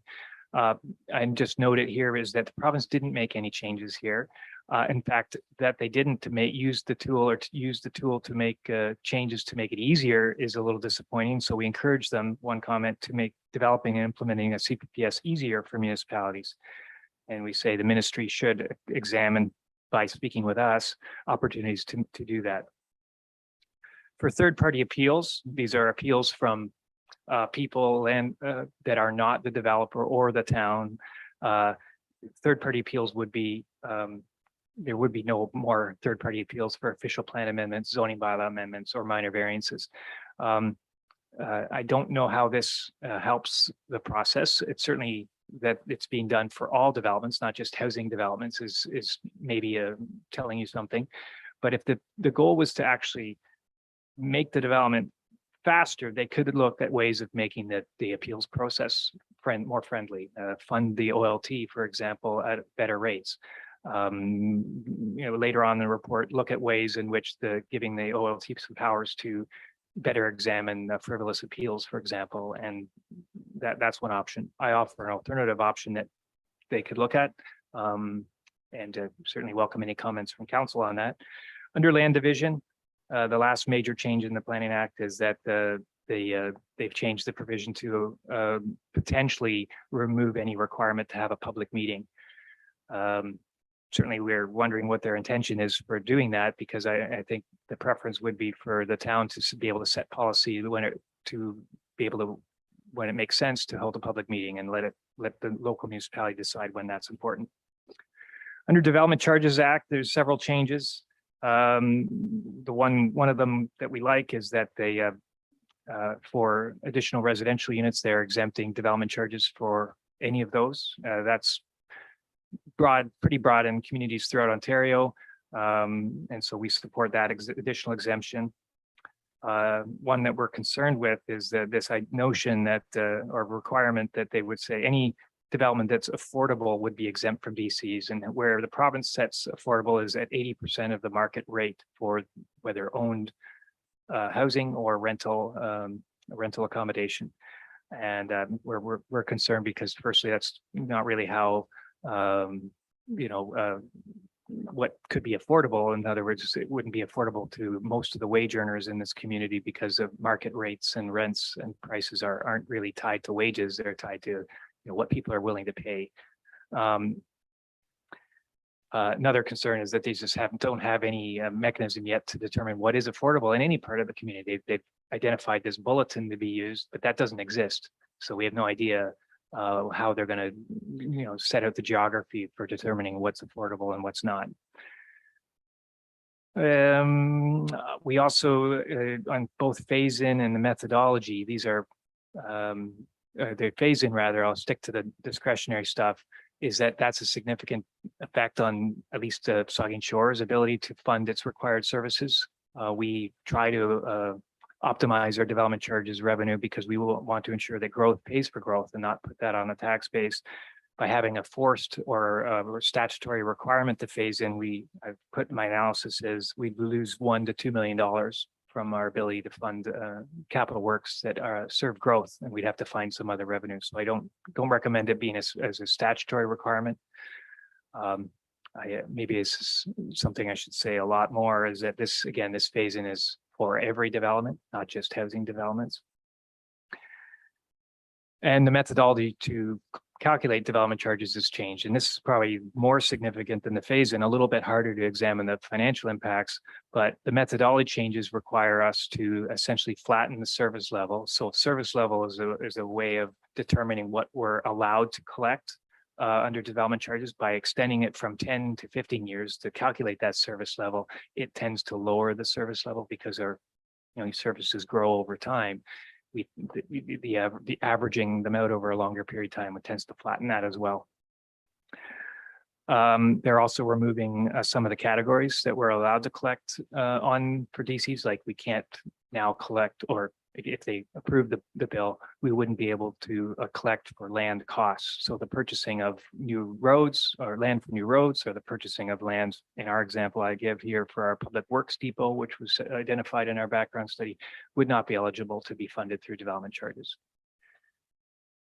So we don't support those methodological changes. Under the Heritage Act, and I should have noted that this is a joint effort.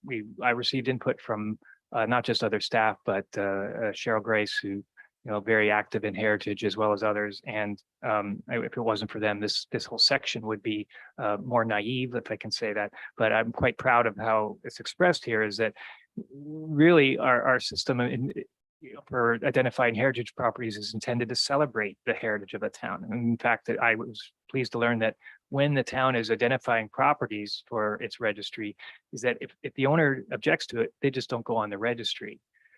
But changes that are being proposed by the bill make the sort of the way communities can identify property more restrictive, and forces them to potentially lose identified cultural properties from the registration. And the registration doesn't offer a legal protection, as I understand it, but it does, for us, provides an economic or cultural opportunity to celebrate the heritage. And that we object to the change to the Heritage Act because I think it doesn't actually affect, it won't actually build any new housing in Saugeen Shores. In fact, it does, I'd say zero new housing would be built in Saugeen Shores because of changes to the Heritage Act. Under conservation authorities, the biggest change I think that I identify in this report is that CAs now can only comment on issues within their core mandates. And what that's been taken to mean is that municipalities can't even enter into agreements with conservation authorities to provide comments or peer review on natural environment matters like significant woodlands. So issues and matters like tonight's tonight's information would have had to town would have had to find additional support to provide advice. And from the county's experience, I understand that the CAs are best positioned. The most cost-effective service that they provide for us is that heritage peer review. So we don't support the changes and restrictions to the CAs and our municipality's ability to work with the CAs. And the final one I'll identify here is changes to the land tribunal, as I mentioned previously. They really want to speed up the process. Here is a good spot to pay attention to. And so we recommend at least the changes that are proposed under the OLT Act that we support those. So I'll leave my report there, but certainly welcome discussion, comments, questions, and looking forward to listening how you think of it. Well, thankfully, this is a pretty simple matter, so there shouldn't be much discussion around this. Any questions or comments? Vice Deputy Mayor? My comment was really just to thank you, Jay and Mark. I mean, this was just a wonderful job you did with assessing, analyzing, critiquing, Bill 23, and read your report a couple of times, and it's pretty thorough. I like the way you laid it out, and I think what we're hearing from the Association of Municipalities of Ontario, Grey County, Bruce County, here.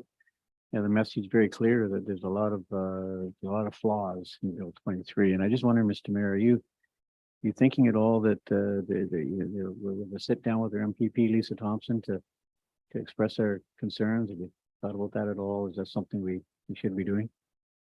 Yeah, well, we'll certainly be sending whatever council delivers, whatever council approves here today to Lisa Thompson, and I'm certain that I will follow up with her on that. Yeah. Thank you. I think I had Councillor Grace. Thank you, Mr. Mayor, and through you, Jay and Mark and everybody who was involved in this report. I also want to just commend you on the comprehensive and forthright manner that you used to write this report. A couple of things I wanted to mention a little more about the heritage.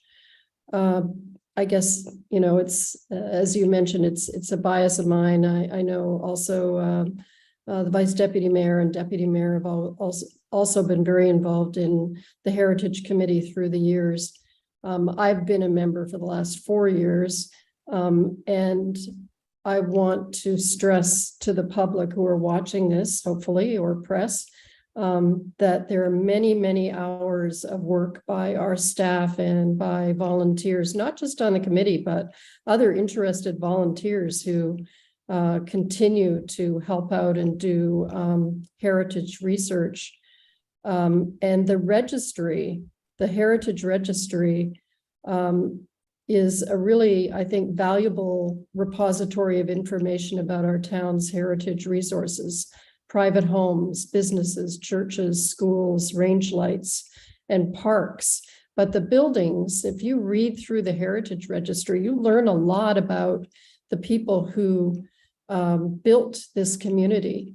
And for people who are interested in the history of this community, that's a really valuable resource.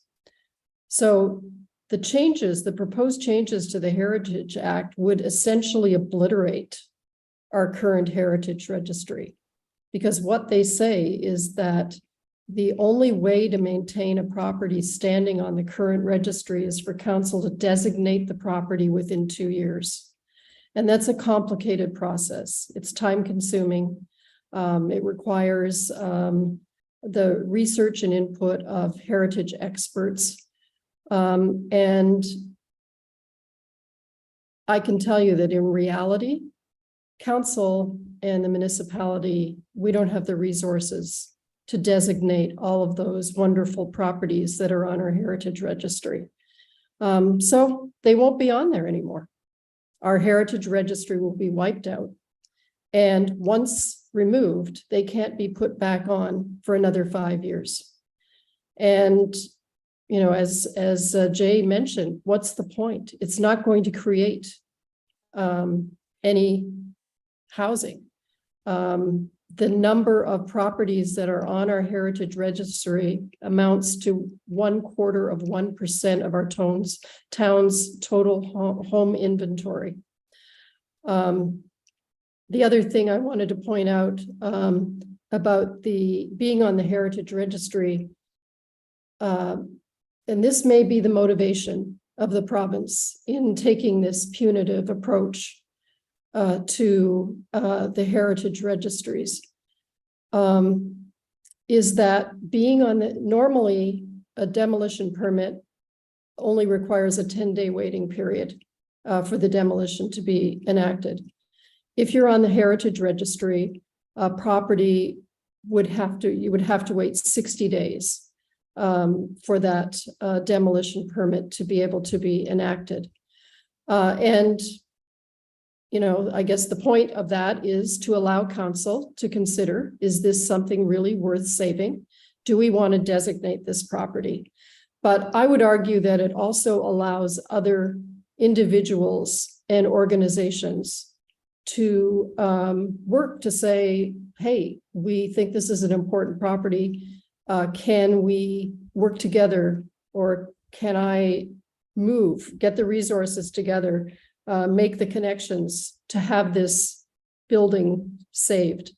And that has happened in a number of cases. And even ironically, I know of several situations in Southampton where cottages, not that are on the heritage registry, but cottages have been moved by SON onto into their community to provide affordable housing.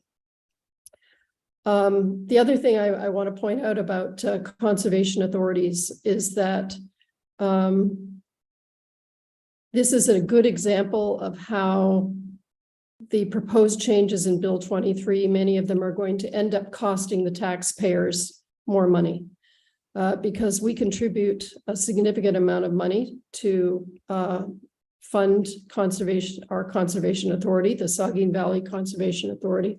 One of the proposed changes, besides the one that Jay mentioned about insisting or requiring that the CAs no longer offer natural heritage comment, is that I believe one of the proposals is to freeze fees for their regulation services.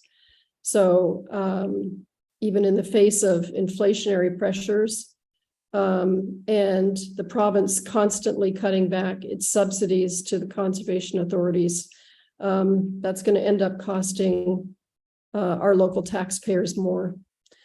So my conclusion is that these proposed changes will cost municipalities and local taxpayers more, threaten our environment and cultural heritage, take away some of our autonomy. And there's little evidence that these draconian measures will result in a significant increase to our affordable and attainable housing stock. And I want to thank staff again for this powerful report, and let's hope that our provincial government is listening. Thank you. Thank you for the comments. I guess I'll make a couple of comments. I guess maybe at a higher level, I've been concerned by the provinces, not just with this act, but in some of the more recent acts they've taken with regard to affordable housing.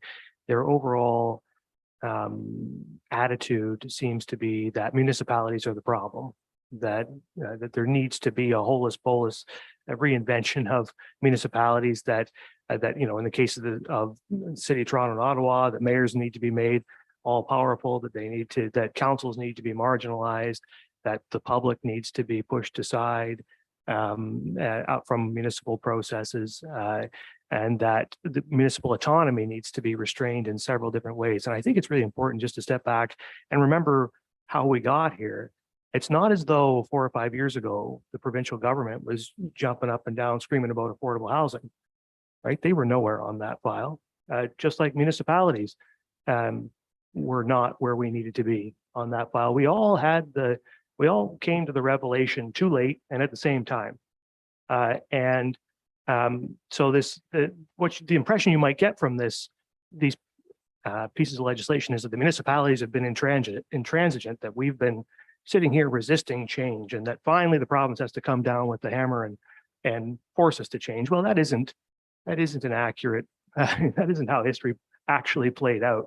We all have come to this conclusion at the same time. And if you go around and petition municipal councils all over Ontario, including this one, I think you'd find a unanimous view of every municipal official in Ontario that housing is a crisis and that it has to be addressed.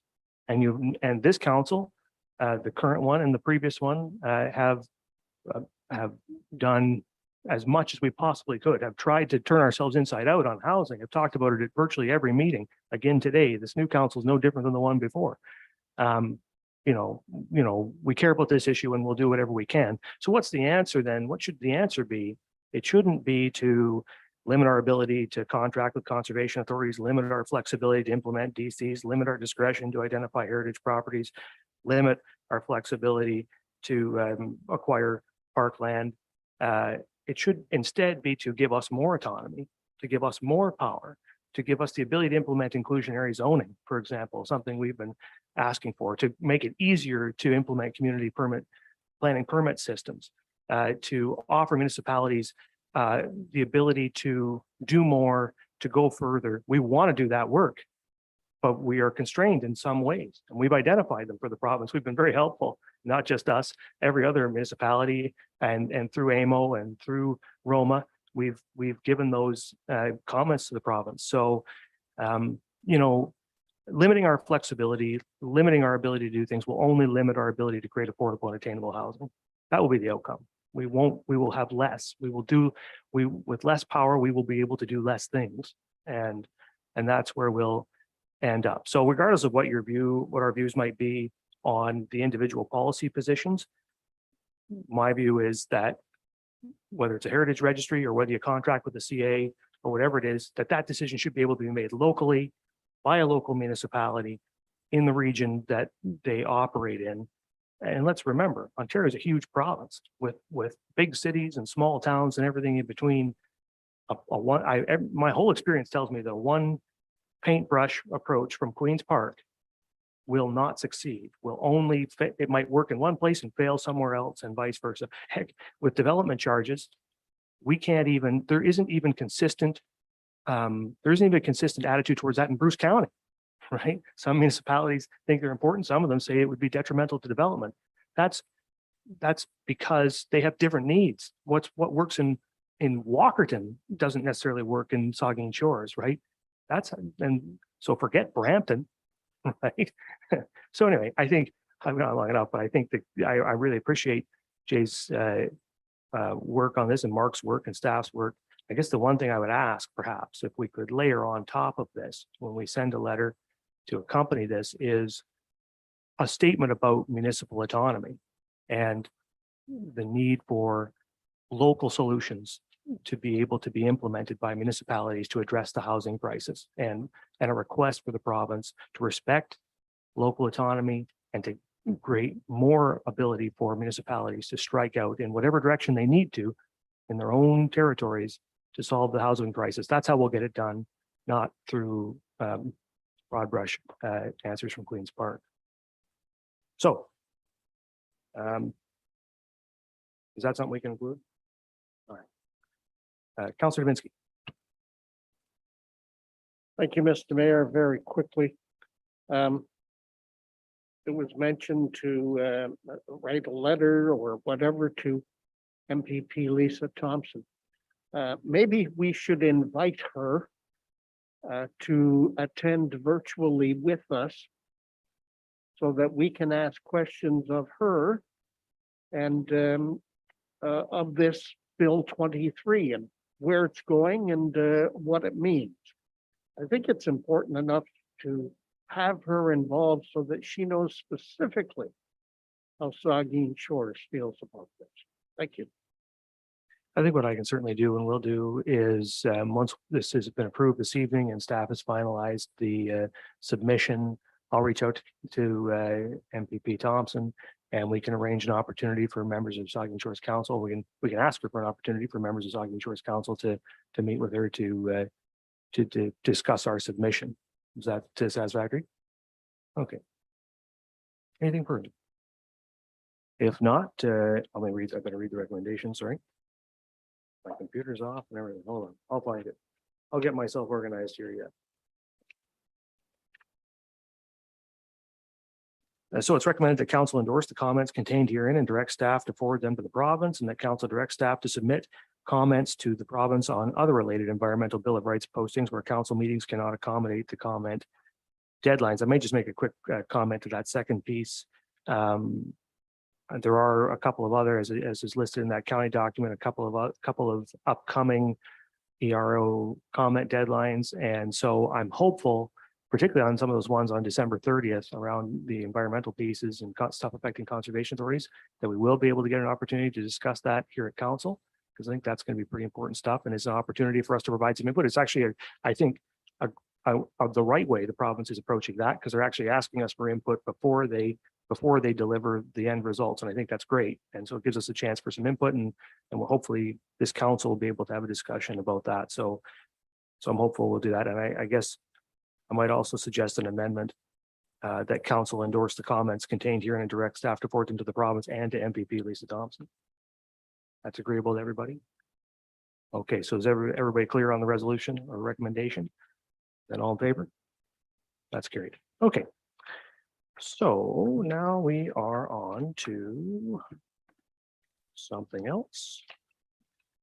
We are on to information report 7.2.3, information report on 774 Goddard Street site plan and supervisor development services.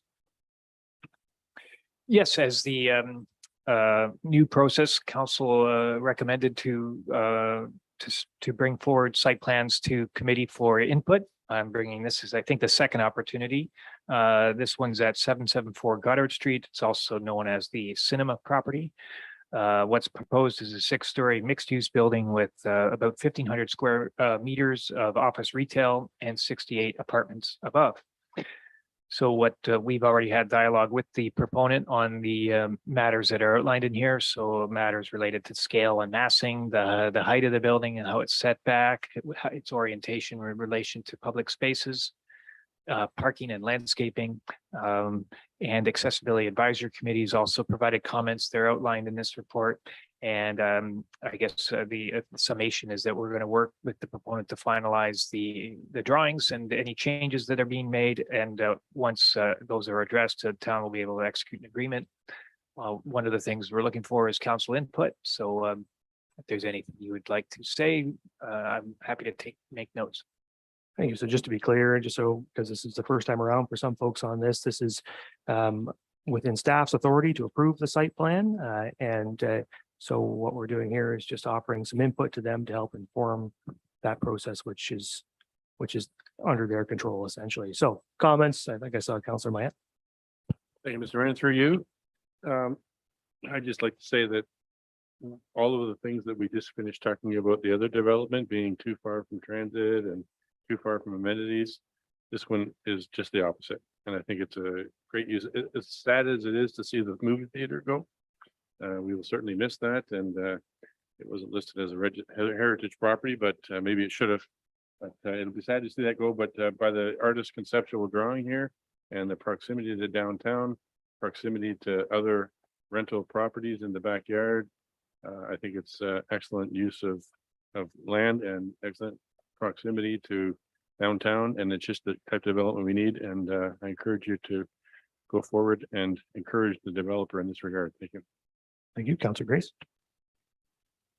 Thank you, Mr. Mayor. I should just say that I just got a message that my internet connection is unstable. So if I suddenly drop out, I'd like to just mention, I wonder if, I appreciate the fact that in the design of the building, that the effort was made to try to reflect the brick color of the Port Elgin Library. But I wonder if is there any opportunity for a more traditional architectural design that's more consistent with some of the stores and buildings that are farther south on Goddard Street? Well, I certainly take whatever input you have. In terms of an opportunity, there's a better opportunity to align with the brand as well, where the brand outlines materials and colors that can also be used. So there are certainly elements that when we dialogue with the developer to integrate those matters. Okay. Deputy Mayor. Thank you. I've passed these comments along to the Supervisor of Development Services already, but I really appreciate that you've used the expression pedestrian in scale to describe what would happen at the street level, particularly on the Goddard Street side. I think that that's a good way to represent an intent to create something that's pleasing to people walking by. I also asked you about how best to buffer a 6-story high building looming over a 2-story structure that is adjacent. And I look forward to seeing what you are able to come up with related to tree species and that sort of thing.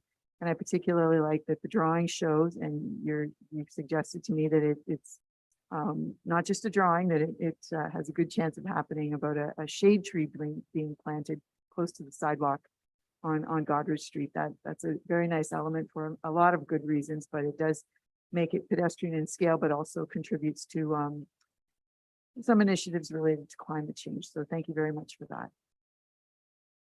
Okay, thank you. Are there further comments? I just, and the Deputy Mayor just spoke to the notion of being pedestrian or appropriate to a pedestrian scale. And I just wonder along that line, and in our district design guidelines and in some other documents, we talk about when you have a building that's going to be substantially higher than neighboring properties, the opportunity to step them back. So, the neighboring buildings in this area are no more than 2 stories. And I just wonder if there's an opportunity to talk to the developer about doing a step back after the 2nd story, so that the scale along Highway 21 is sort of similar to the neighboring properties, and then you step up to 6 stories a little further back. I just wonder if it's, we've done a lot of work on this in the past. If going straight up a wall right at the edge of the property line, 6 stories, would be a bit jarring to the streetscape and perhaps not pedestrian in scale. So is that something that we can talk to the developer about?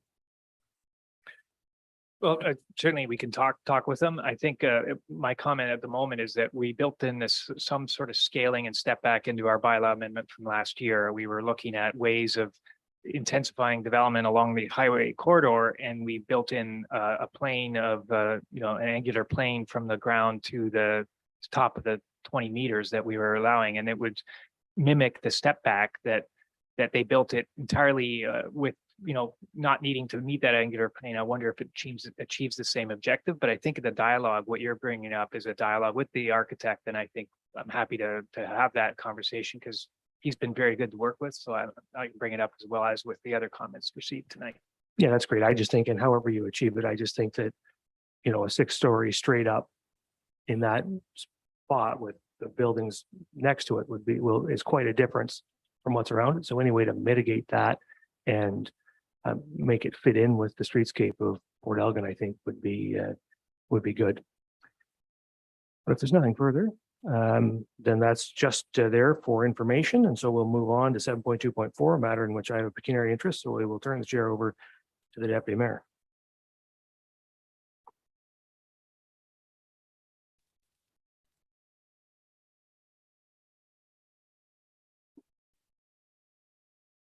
So this is a staff report, and the recommendation is that council pass a bylaw to authorize a pre-servicing agreement with Miramichi Shores Land Development Limited for the Miramichi Shores subdivision. And I'll ask Jay Posner, the Supervisor of Development Services, to present the report.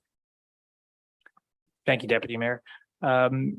This is becoming a fairly routine thing. We brought in several pre-servicing agreements before, but for those that are unaware, this project or development is north of Carter Drive.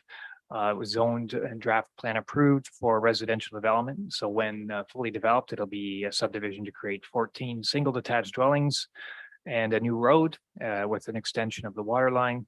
The pre-serving agreement allows the developer to install the necessary services prior to registration of the subdivision.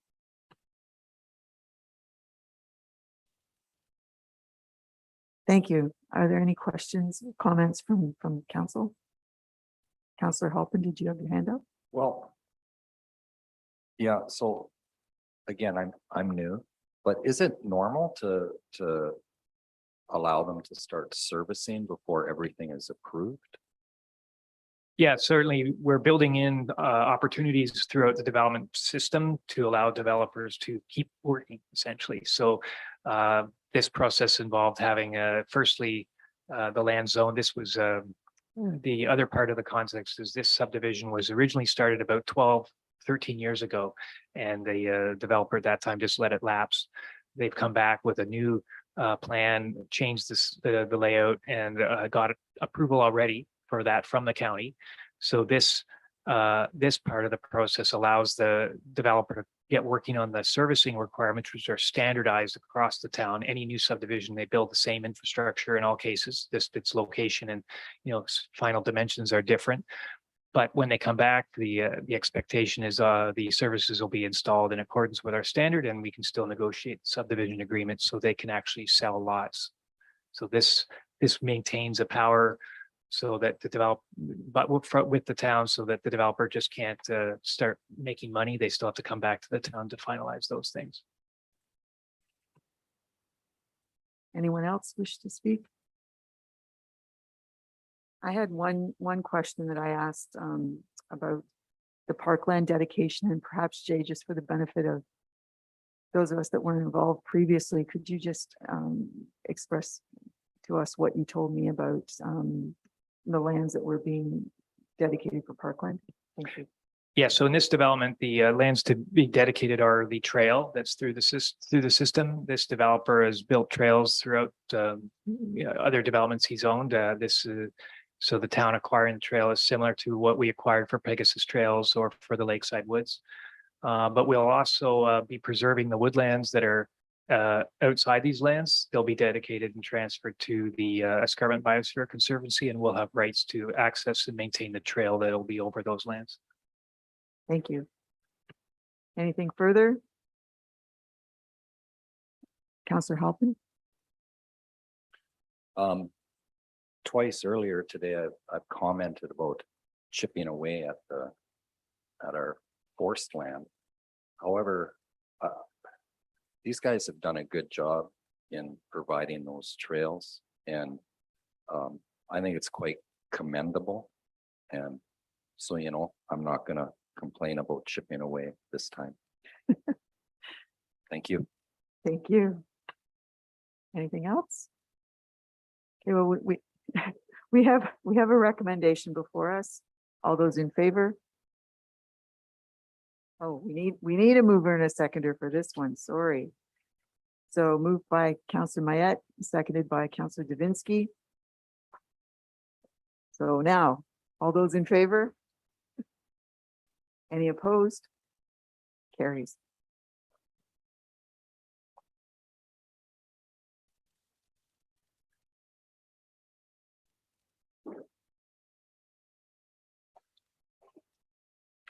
Okay, so now we're on to 7.3, communications and petitions for information, 2 items there. Anybody have any comments about the items for communication?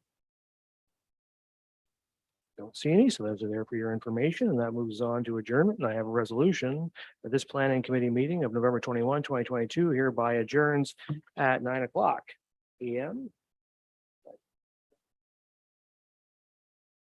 Is there a mover and seconder? Moved by Mayette, second by the deputy mayor. All in favor? The committee stands adjourned. Have a good evening, everybody.